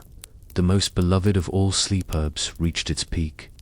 Lavender, with its slender purple spikes and intoxicating aroma, was ready for harvesting. Though not native to many parts of medieval Europe, by the 13th century, it had become a common sight in monastery gardens and had gradually made its way into the plots of ordinary folk who recognized its extraordinary virtues. Unlike the wild-gathered herbs of spring, lavender required careful cultivation. Peasant families might have just a few precious plants, growing against the sunny wall of a cottage or in a sheltered corner of their garden plot. The harvesting was done with great care, using small knives to cut the stems when the flowers were just opening. And always in the morning, after the dew had dried but before the heat of the day had drawn away the essential oils that carried both fragrance and medicine, every part of the lavender plant found its use in the medieval household. The flowers were dried for tea and for stuffing into small pillows that would release their calming scent throughout the night. The stems, once stripped of their blossoms, could be bundled and burned as incense to purify a sick room or to clear a space of troubling dreams. Even the rocky soil in which lavender thrived was sometimes collected from beneath the plants and sprinkled around the threshold of a home to protect against night spirits and the walking dead that featured so prominently in the folklore of the time. Midsummer also brought the flowering of St. John's wort, with its cheerful yellow blooms that, when crushed, released a reddish oil that medieval people associated with the blood of the saint himself. Though primarily gathered for protection against evil and as a treatment for wounds, this sunny herb also found its way into sleep remedies for those whose rest was disturbed by melancholy or by fears of demonic visitation during the vulnerable hours of sleep. The gathering of St. John's wort was surrounded by ritual and careful timing. It was believed most powerful when collected on the morning of St. John's Day, June 24th, just as the sun rose. Village women would rise before dawn, washing their faces in the morning dew for beauty and luck before setting out with baskets and cutting tools. They would work in silence, saving their conversation for the walk home when the dangerous power of the liminal dawn hours had passed. As high summer began its slow transformation into early autumn, the sleep herbs of the season took on a more substantial quality. No longer were they the delicate flowers of spring and early summer. Now the peasants sought out the stronger medicines of root and seed. Valerian, with its clusters of small white flowers giving way to seeds, signaled that its root, the most potent natural sleep aid known to medieval herbalists, would soon be ready for harvesting. Unlike the cheerful tasks of collecting flowers, the digging of valerian root was heavy work, often left to the men of the village. After the first light frost had touched the plant's leaves, signaling the drawing of the plant's energy down into its root system, they would take their spades to the damp places where valerian thrived. The distinctive smell of the root's not entirely pleasant, but immediately recognizable, would fill the air as they were cleaned of soil and cut into pieces for drying. Medieval people approached valerian with a mixture of respect and caution. Its power to induce deep sleep was unmatched, but village wisdom held that it should not be used frequently lest it lose its efficacy or cause strange dreams. Valerian is for the darkest nights, grandmothers would warn. When rest eludes you like a fox eludes the hound. Use it sparingly, with prayer, and never for 3 nights running. The preparation of valerian required knowledge and care. The roots were typically dried slowly, away from direct sunlight, and then either ground into powder or cut into small pieces that could be steeped in hot water or, for those who could afford it, in wine. Often it was combined with mellower herbs, like chamomile or linden, to soften both its taste and its potent effects. A particularly valued recipe combined valerian root with dried apple slices and a touch of honey, creating a sleep remedy that was both effective and palatable. As September gave way to October and the feast of Michaelmas marked the true beginning of autumn, the peasants' attention turned to the wild hops that grew in hedgerows and woodland edges. Though primarily known for their use in brewing ale, the papery cone-like flowers of the female hop plant had long been recognized for their sedative properties. Pillows stuffed with dried hops were particularly favored for those suffering from persistent insomnia, or for the elderly, whose sleep had become fragmented and light. The gathering of hops was often combined with the foraging expeditions that took villagers into the woods in search of nuts, mushrooms, and late berries. As they moved through the dappled forest light, baskets filling with autumn's bounty, they would keep watch for the distinctive sight of hop vines climbing skyward around trees and shrubs. The pale green flowers were harvested carefully, with an eye toward leaving enough for the wild creatures who also depended on them, and for ensuring next year's growth. October brought the first hard frosts, and with them the final sleep herb of the medieval year came into its own. Mugwort, known to some as St. John's plant, though distinct from St. John's wort, was believed to be at its most potent after it had been touched by frost but before the first snow fell. Its silvery leaves, turned now to russet and gold by autumn's cold fingers, were gathered by wise women who knew its value not only for sleep but for the guiding of dreams.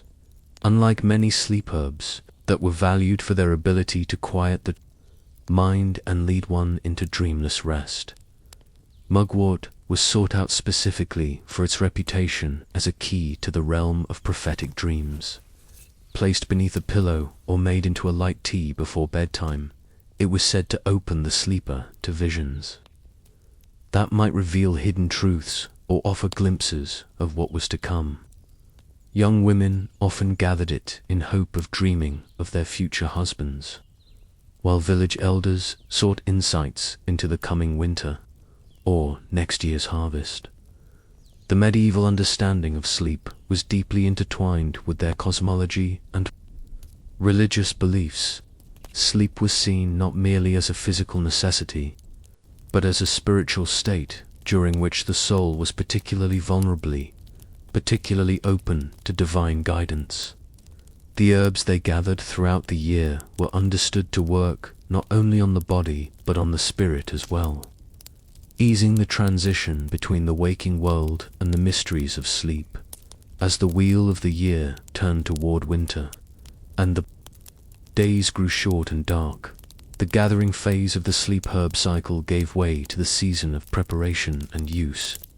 Now, in the quiet evenings when field work had ceased and families gathered around the central hearth of their cottages, the dried herbs collected throughout the growing season would be brought out from storage and transformed into the remedies that would carry the community through winter's long nights.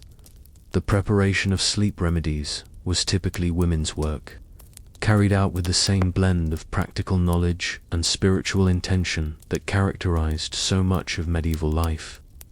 Prayers might be murmured as herbs were crushed with mortar and pestle. The phases of the moon were considered remedies, meant to promote deep, dreamless sleep, were best prepared during the waning moon, while those intended to bring prophetic dreams were made as the moon waxed toward fullness. The simplest preparations were infusions, what modern people would call herbal teas. Dried herbs were steeped in hot water, sometimes sweetened with precious honey, or for the poorest, with dried apple or pear. These warm drinks would be sipped slowly in the hour before sleep, often accompanied by the quiet recitation of evening prayers or the telling of gentle stories that would ease the mind's transition from the concerns of day to the surrender of sleep. For children who resisted the bitter taste of medicinal herbs, more creative approaches were needed. A small sachet of lavender or hops might be tucked beneath their straw mattress or sewn into the corner of a blanket. Mothers would stroke their children's temples with fingers dipped in lavender-infused oil, while singing soft lullabies that had been passed down through generations.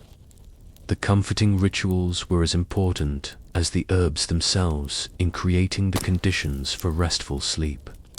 The elderly, who often struggled most with sleep's elusiveness, were given special attention in the distribution of sleep remedies. Village communities recognized the wisdom of their elders and sought to ease the physical discomforts that came with age. A grandmother whose arthritis kept her awake might receive a sachet of meadowsweet and valerian to place near her pillow, while an aging grandfather troubled by nightmares of old battles might be given a special preparation of linden and lemon balm to quiet his mind. Winter, with its long nights and enforced periods of rest, brought its own herbs to the medieval sleep cycle. While little could be gathered fresh during these cold months, certain plants were valued specifically for their winter properties. The grey-green needles of the yew tree, carefully collected while avoiding the poisonous berries and dried during autumn, could be burned as incense on the longest nights to ward off restlessness and fear of the dark. Perhaps most important of all winter's sleep aids was not an herb at all, but the dried cones of pine and fir that had been gathered during autumn walks in the forest. These were added to the evening fire not only for their pleasant scent, but for the calming properties of their smoke.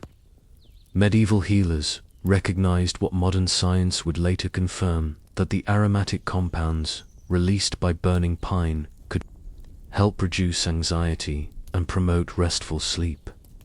The winter solstice, known to medieval Christians as the Feast of St. Thomas and occurring just before Christmas, marked a significant moment in the sleep cycle of the medieval year. It was believed that on this longest night, the boundary between the world of the living and the realm of dreams grew particularly thin. Special sleep rituals were observed, often incorporating all the sleep herbs that had been gathered throughout the preceding seasons.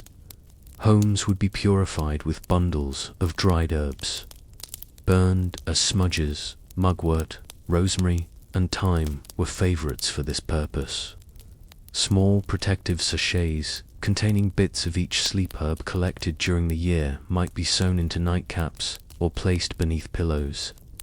The evening meal often included sleep-promoting foods such as lettuce, one of the few fresh greens available. In winter, due to its cold hardiness and warm milk infused with honey and nutmeg. As midwinter passed and the new year began to unfold, the stored supplies of dried herbs would gradually diminish.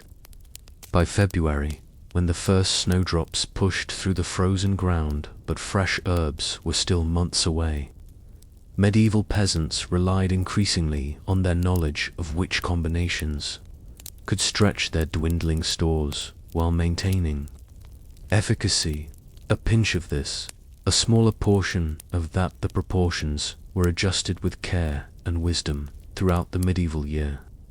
The gathering and preparation of sleep herbs was never merely a practical task divorced from the community's spiritual life.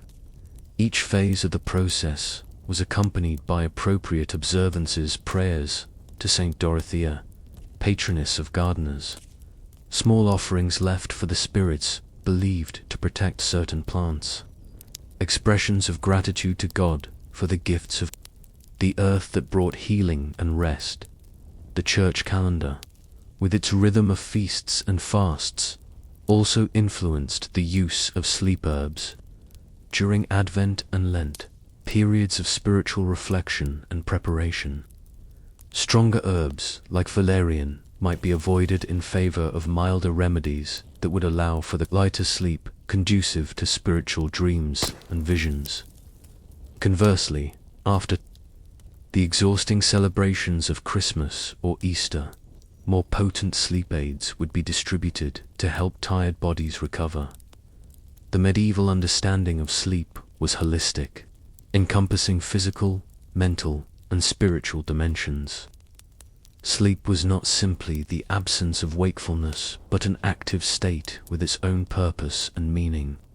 The herbs gathered from field and forest, garden and hedgerow, were tools to help navigate this essential human experience, guiding the sleeper safely through the vulnerable hours of darkness and bringing them back refreshed to meet the demands of a new day.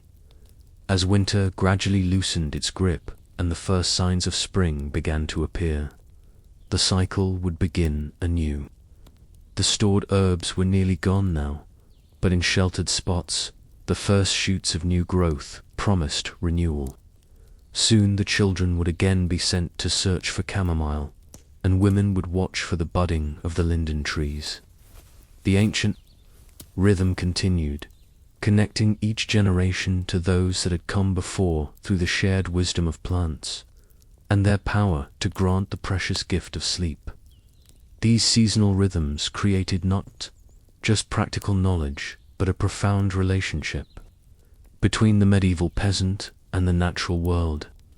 Each herb gathered was understood in the context of its time and place, the specific qualities it developed when harvested at just the right moment under just the right conditions. This awareness fostered a deep ecological sensitivity long before such concepts had formal names. Modern people, accustomed to accessing any herb at any time through global trade and artificial growing conditions, might struggle to understand how the seasonality of herbs shaped medieval sleep patterns. Yet there was wisdom in this cyclical approach that recognized how human needs changed with the turning year, the light sleep needed for vigilance during the growing season giving way to the deeper hibernation-like rest of winter.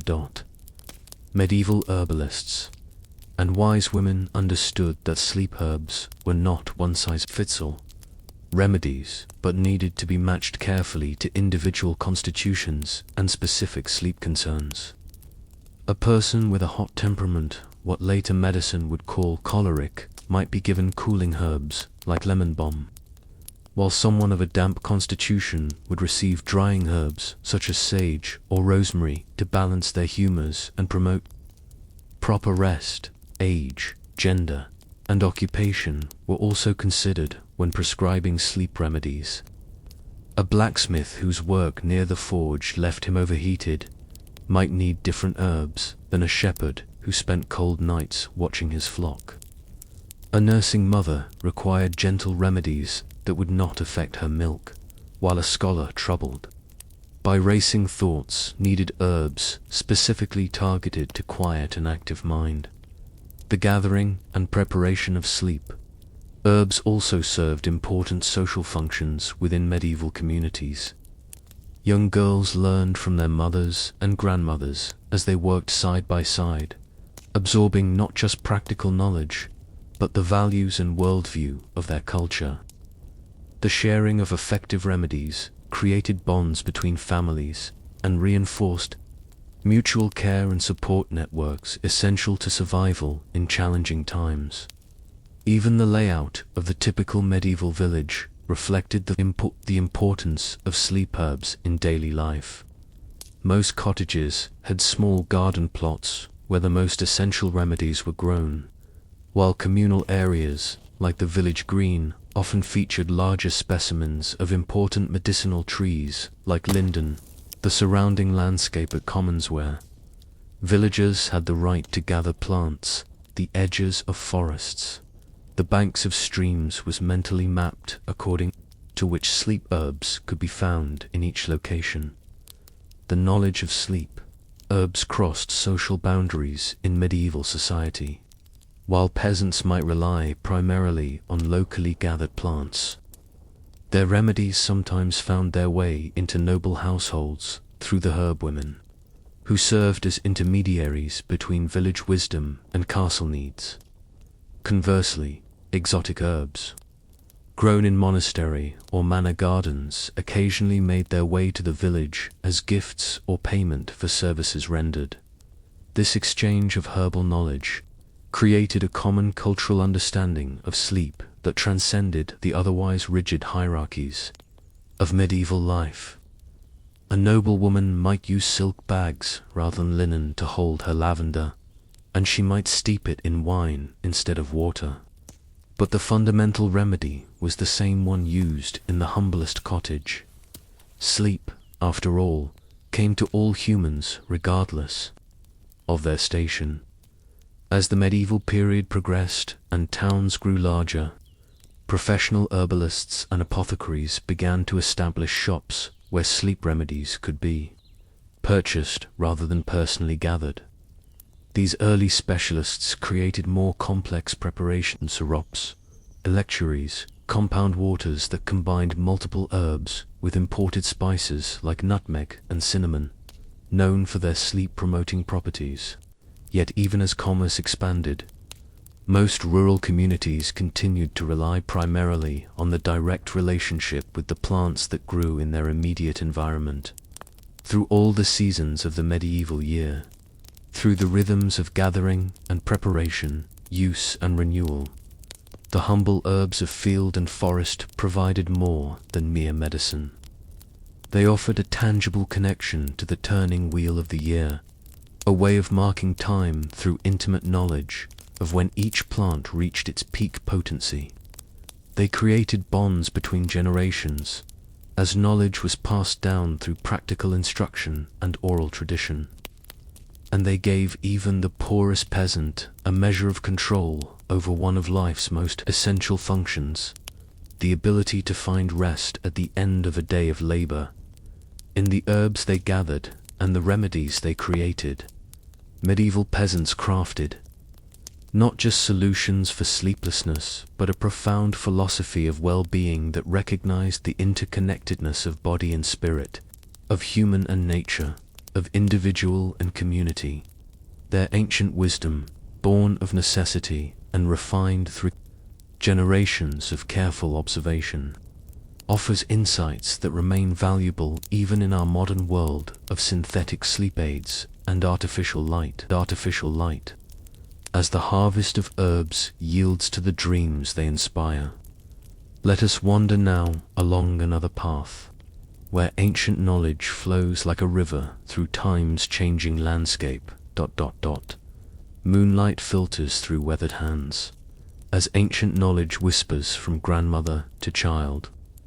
Between the soft rustling of dried herbs and the quiet murmur of remembered lore, sleep's secrets travel through time, carried in humble clay pots, yellowed parchment, and memories as fragrant as lavender, crushed between patient fingers in the shadow of a modest cottage nestled within the rolling hills of medieval England. A grandmother's hands moved with the practiced grace of decades. The year was 1294, and Agnes of Thornfield was known throughout 3 villages for her remarkable understanding of herbs that beckoned sleep.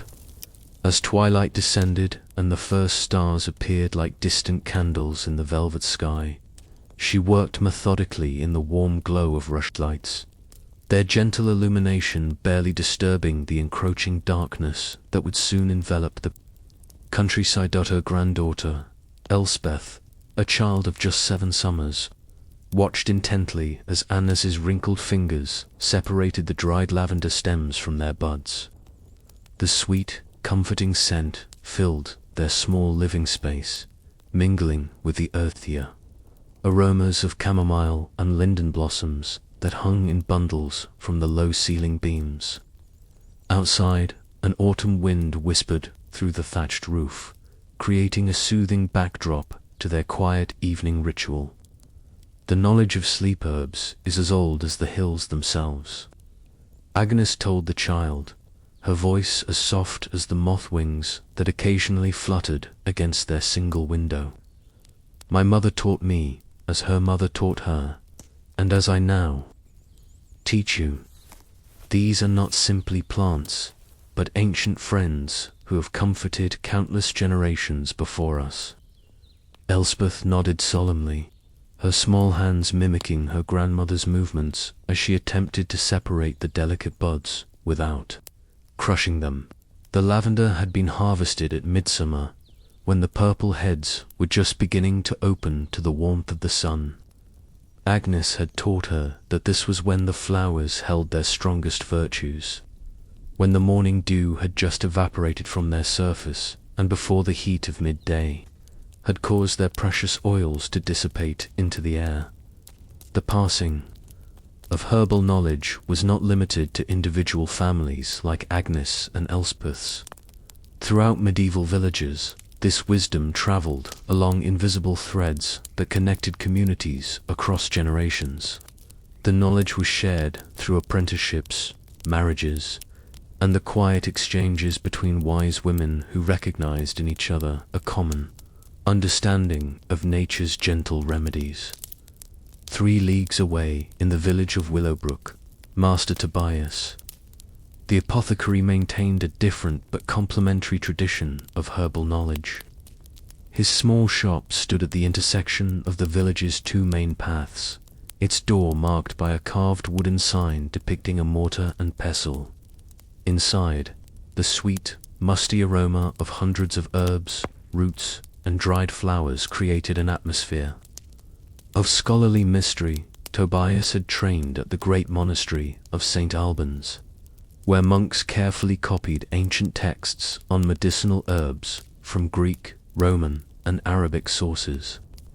Their illuminated manuscripts preserved knowledge that had traveled across continents and centuries, observations about valerian root for those troubled by restless nights, passion flower for calming anxious minds, and the gentle sedative properties of wild lettuce.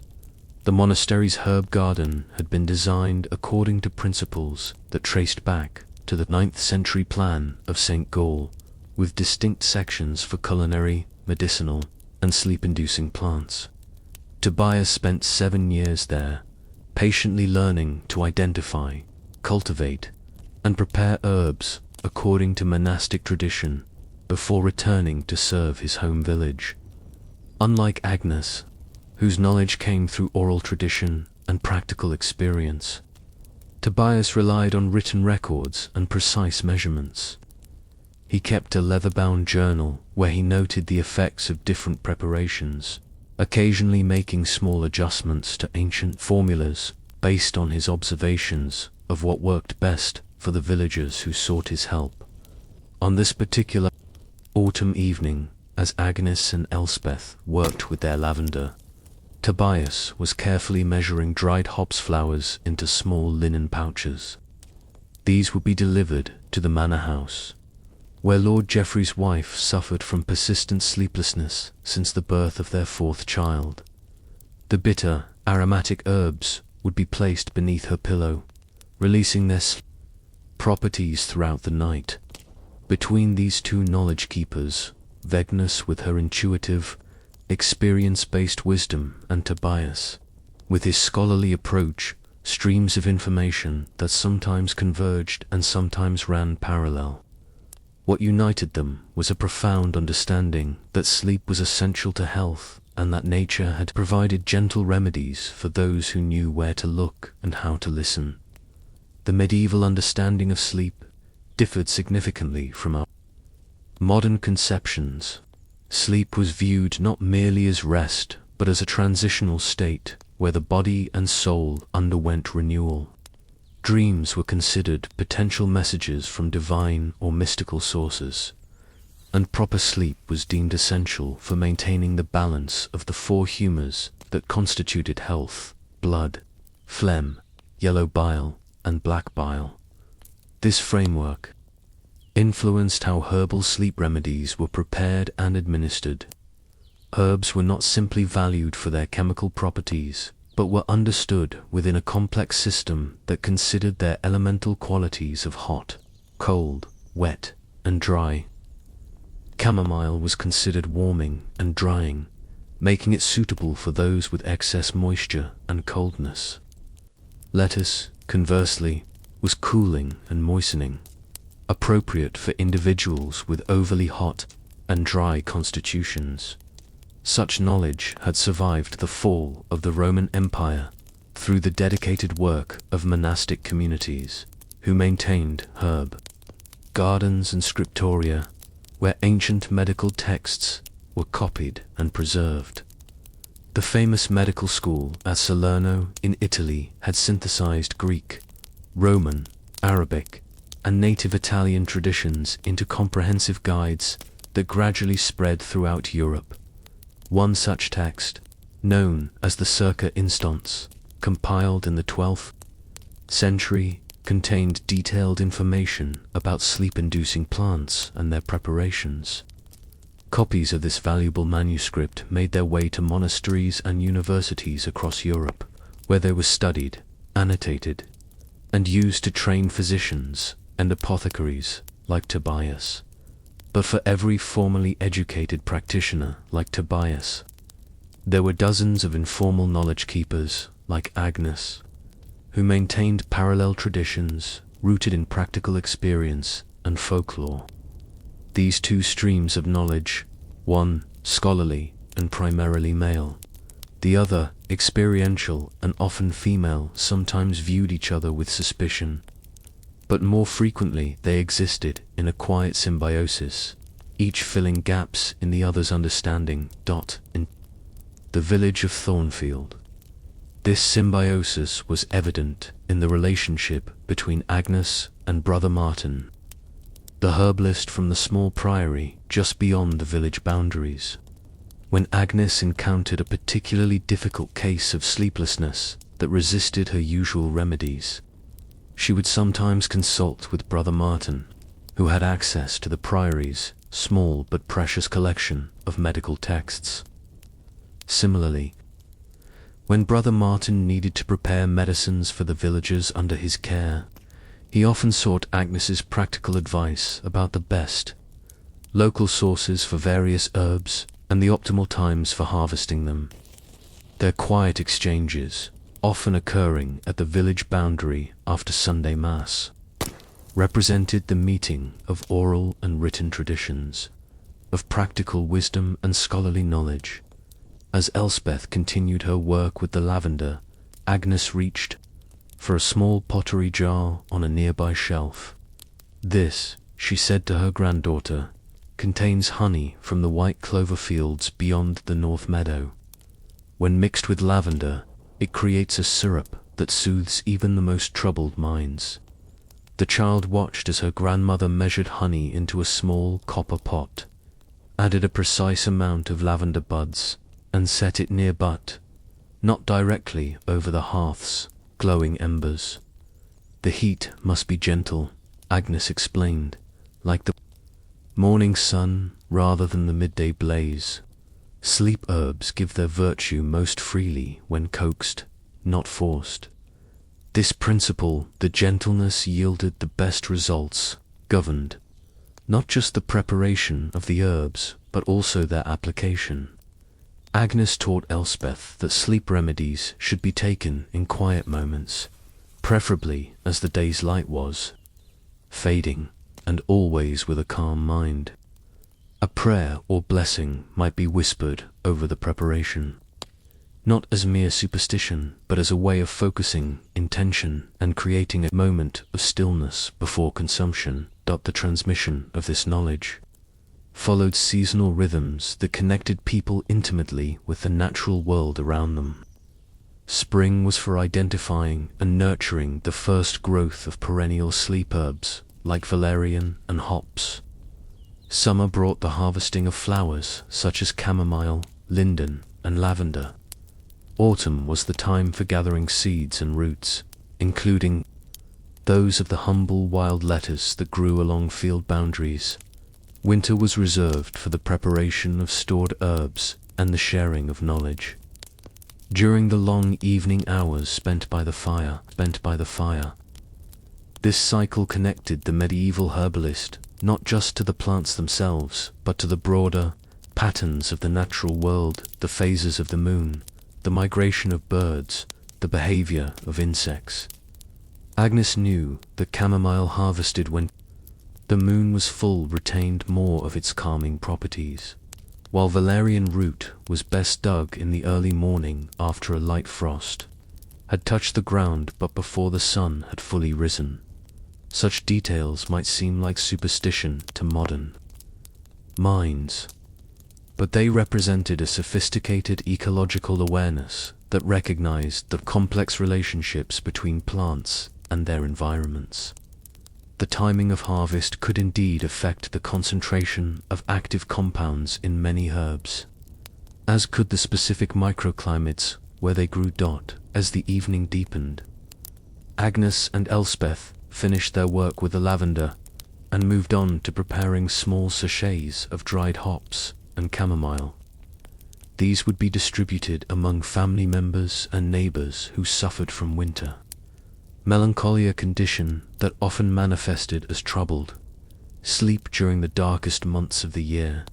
The sachets were made from squares of linen repurposed from worn-out garments, sewn with careful stitches and tied with twisted strands of nettle fiber that Agnes had processed the previous spring.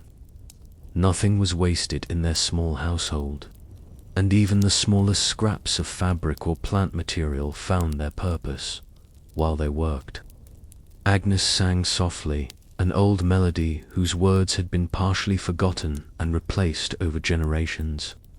The song told of a magical garden where all manner of healing plants grew, tended by benevolent spirits who shared their knowledge with deserving seekers.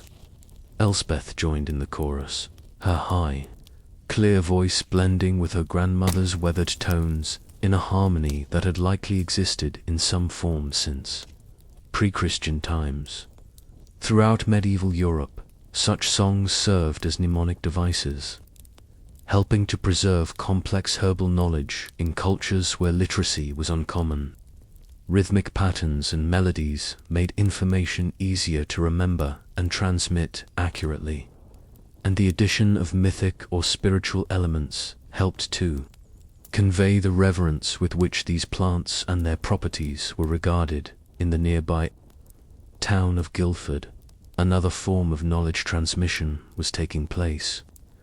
The Guild of Apothecaries maintained records of herbal preparations, including those for sleep troubles, in their guild book. Master craftsmen taught apprentices through years of structured training, passing down not just recipes, but techniques, how to identify the subtle color change that indicated an infusion had reached its optimal strength, how to detect the precise moment when honey had absorbed enough of an herb's properties. The guild system provided an institutional framework for preserving and standardizing knowledge that complemented the more informal transmission that occurred in households and monasteries. Guild members were often required to swear oaths of secrecy about certain preparations, contributing to an atmosphere of mystery and specialized knowledge that enhanced their social status. Yet despite these attempts at restricting knowledge, herbal wisdom for sleep continued to flow between different segments of society. A lady's maid might learn techniques from the manor's visiting physician and bring this knowledge back to her village when she returned to care for an ailing parent. A monastery gardener might share cultivation tips with local farmers, who in turn might offer insights from their generations of practical experience. Several days' journey to the north, in a community built around an abandoned Roman fort, lived Edith the midwife, whose knowledge of sleep herbs was specifically focused on the challenges faced by women throughout their lives. She understood which herbs were safe during pregnancy, and which might help with the insomnia that often accompanied the final uncomfortable weeks before childbirth. Edith maintained a special garden where she grew motherwort, renowned for calming anxious new mothers, and Melissa, whose gentle lemon scent could ease the troubled sleep that sometimes came with monthly cycles. Her understanding had been shaped not just by the traditions passed down through her own family, but by the experiences shared among the women she served.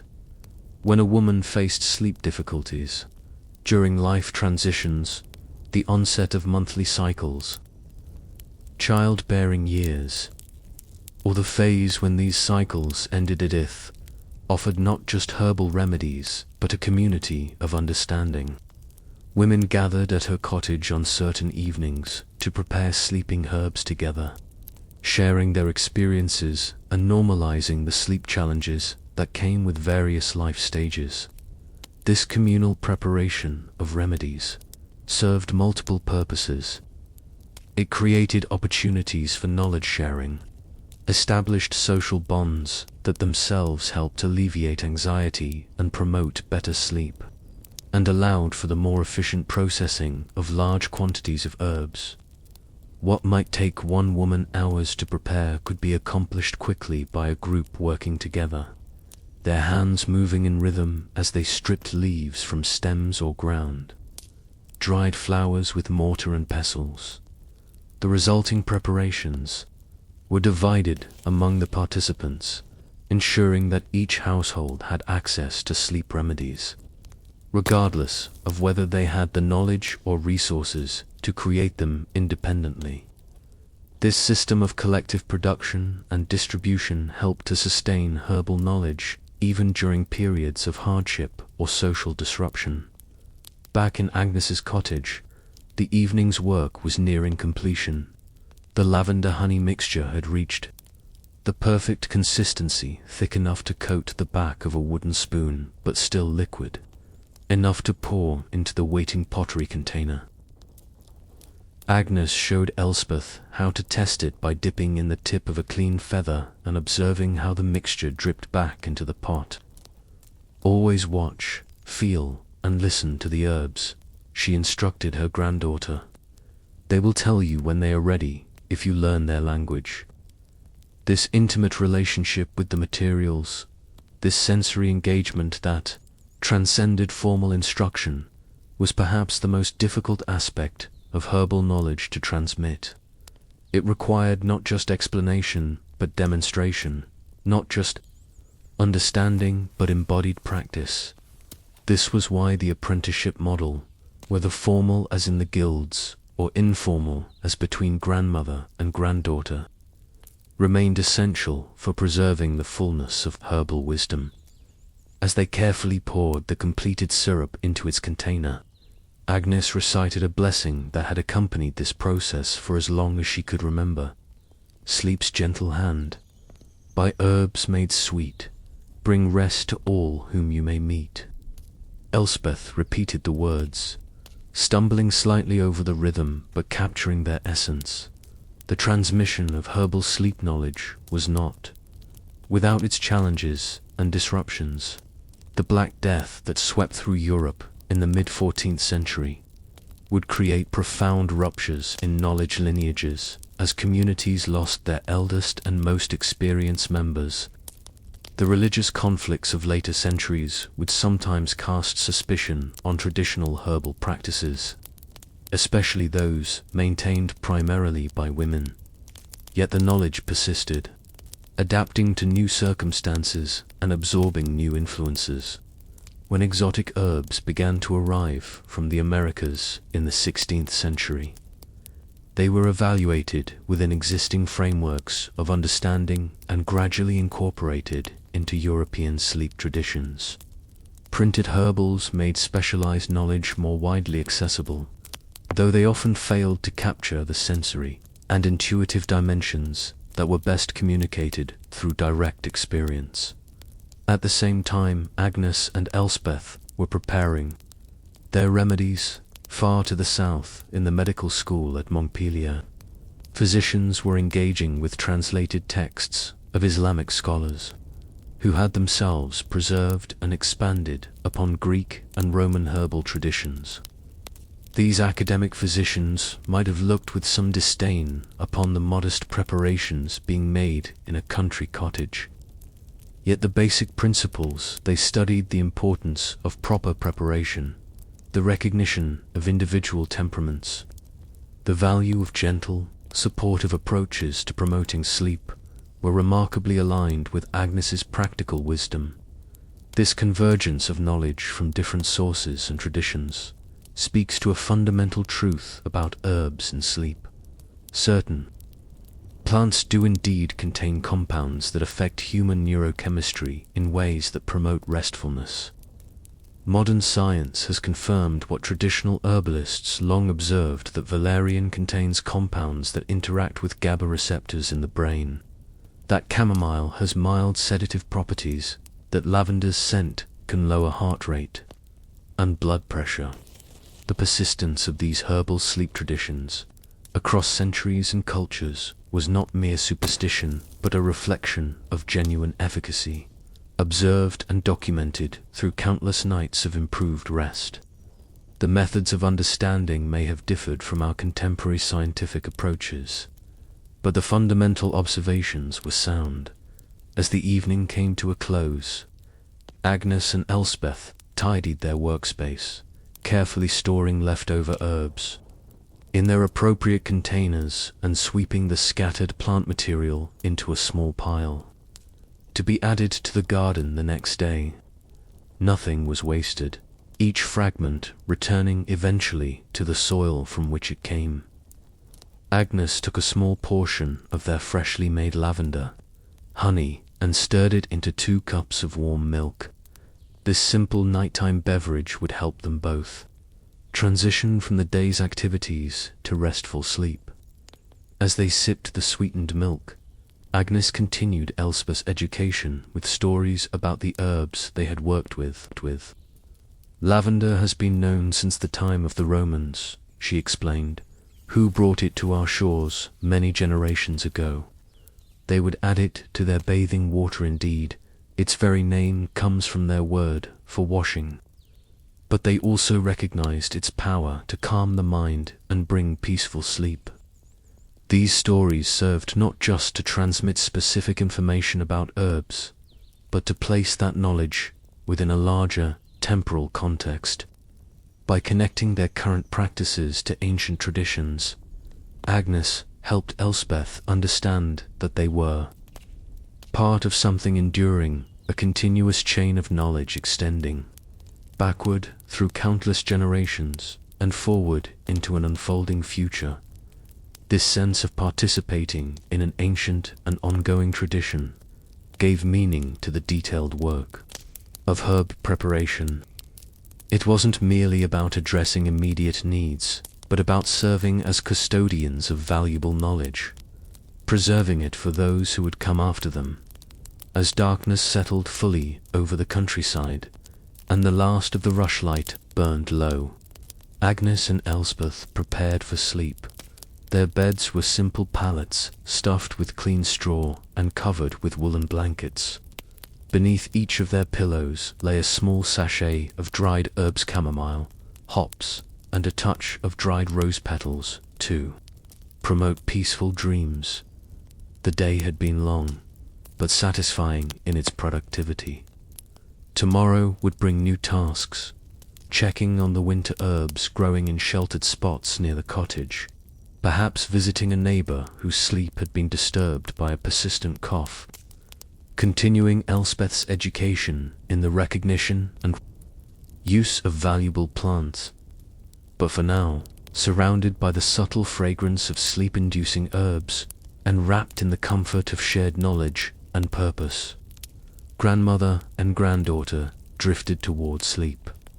Their breathing slowed and synchronized, becoming part of the quiet rhythm of the medieval night, not illuminated by artificial light, nor disturbed by mechanical sounds, but flowing naturally from dusk to dawn in harmony with human needs for rest and renewal. This scene, replicated with variations across thousands of cottages, manors, monasteries, and towns throughout medieval Europe, represents a form of wisdom that survived primarily through practical transmission rather than written documentation.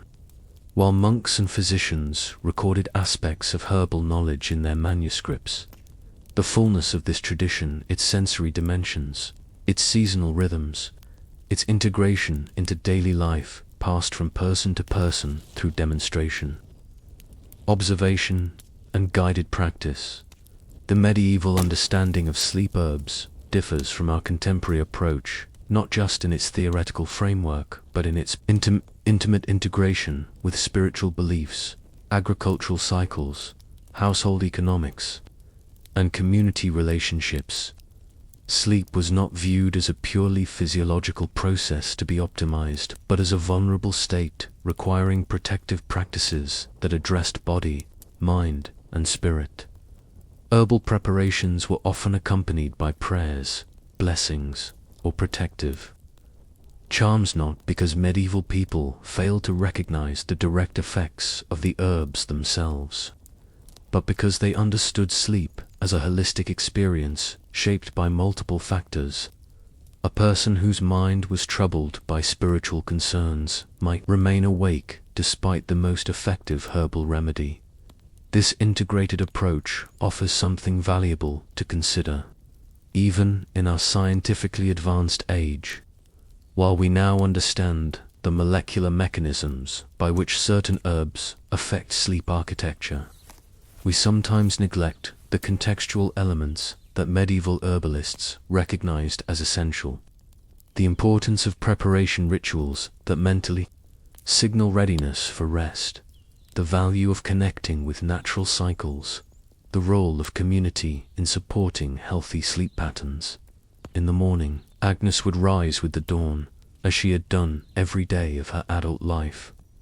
She would stir the banked coals of the hearth into new flame, begin the day's cooking, and continue the seasonal work of herb management. Some of the dried herbs hanging from her ceiling beams would be packed into pottery containers for storage. Others would be ground into powders or infused into oils. Perhaps a neighbor would visit, seeking advice about a child's restless nights or an elder's insomnia. Agnes would listen carefully to the specific circumstances, considering factors beyond the immediate sleep complaints: the person's age and temperament, the season and weather, recent events that might be causing worry or disruption to normal routines. Her recommendations would be tailored to the individual situation. Perhaps chamomile tea, sweetened with honey for a child frightened by nightmares, valerian root decoction for an adult experiencing physical restlessness, or lavender sachets for an elder troubled by racing thoughts. She might suggest complementary practices as well: a warm foot bath before bed, the recitation of calming prayers, or adjustments to sleeping, arrangements to improve comfort. This individualized approach reflected an understanding that sleep challenges arise from diverse causes and require appropriately varied responses. While certain herbs were recognized as generally sleep-promoting, their specific application was refined through observation and adjustment rather than rigid adherence to formulas. Throughout the medieval period, this practical, experiential knowledge existed alongside sometimes in tension with more theoretical approaches derived from classical medical texts. The Galenic system of humoral medicine, which dominated formal medical education, categorized sleep disorders according to imbalances of blood, phlegm, yellow bile, and black bile. University-trained physicians might prescribe complex preparations based on these theoretical frameworks, sometimes incorporating exotic and expensive ingredients that were inaccessible to ordinary people. Yet at the level of daily practice in villages and small towns, herbal sleep remedies remained primarily pragmatic and locally sourced. What mattered most was what worked, what was available, and what could be reliably prepared and administered by individuals with limited resources. The resilience of this practical knowledge through centuries of social, religious, and political change testifies to its fundamental utility. When it worked, when a child settled more easily into sleep after sipping chamomile tea, when an adult found relief from insomnia through valerian, the knowledge was validated and preserved. This validation, through observable results, created a form of empirical testing that, while not structured according to modern scientific protocols, nevertheless allowed for the refinement of herbal sleep knowledge over generations. Preparations that consistently failed to produce desired effects would gradually be abandoned or modified, while those that reliably helped would be retained and emphasized. As Elspeth grew older, she would absorb not just the specific techniques her grandmother taught her, but this broader approach to knowledge. This willingness to learn from tradition, while remaining attentive to direct observation and practical outcomes. She would, in time, develop her own refinements to the herbal sleep remedies she inherited, perhaps discovering new combinations or preparation methods that suited the specific needs of her community. And years later, when she herself became a grandmother teaching her own granddaughter, the knowledge would flow onward, changed in some details, but maintaining its essential character as practical wisdom grounded in an intimate relationship with plants and an understanding of human needs. This flow of knowledge across generations, sometimes narrow as a trickle during periods of disruption, sometimes broad as a river during stable times, carried forward an accumulated wisdom about the relationship between herbs and sleep that continues to influence our approaches even today. Modern herbalists, working with sleep-promoting plants, draw upon research that confirms the biochemical effects of compounds like valerianic acid in valerian or apigenin in chamomile. But they also inherit practical wisdom about preparation methods, timing, and complementary practices that originated in these earlier traditions. The language and theoretical frameworks may have changed, but a continuous thread connects contemporary herbal sleep remedies to their medieval predecessors. As we navigate our contemporary challenges with sleep, challenges often shaped by technologies and social patterns unknown to our ancestors, these ancient herbal traditions offer not just specific remedies, but a more fundamental wisdom about the nature of sleep itself. They remind us that restful nights require more than just the right chemical compounds, whether natural or synthetic. They require attention to timing and transitions, to the creation of appropriate physical and mental environments, to the harmonizing of our lives with natural rhythms. In Agnes's medieval world, the coming of darkness naturally signaled the body to prepare for rest. In our electrified environment, we must create our own transitions, perhaps aided by the same herbs that supported our ancestors. Sleep, but requiring more conscious attention to the contexts surrounding their use. The herbal sleep knowledge that flowed through generations of humble hands offers us this broader perspective, not just a pharmacopoeia of effective plants, but a philosophy of sleep as a natural process deserving of respect and proper preparation. Whether we encounter this wisdom through historical study, contemporary herbal practice, or simply through enjoying a cup of chamomile tea before bed, we touch upon a tradition whose roots reach deep into human experience. As Agnes and Elspeth slept beneath their roof of thatch, their dreams protected by the gentle influence of familiar herbs, they participated in a continuing story of human interaction with the plant world, a story of careful observation, practical wisdom, and knowledge shared across generations through words, touches, and shared experience. Their quiet evening of herb preparation represents one small moment in this larger narrative, a narrative that continues to unfold. Wherever people turn to the plant world for assistance with the universal human need for restful sleep. Thank you for journeying with us through these gentle tales of herbal wisdom and medieval dreams. If you've found comfort in these stories of ancient sleep traditions, we would be honored to have you subscribe to our channel. Like the knowledge passed from grandmother to child through generations, these stories will continue to flow, offering peaceful passages into slumber whenever you need them. Until our next meeting in the Garden of Dreams, may your nights be restful and your sleep deep and sweet.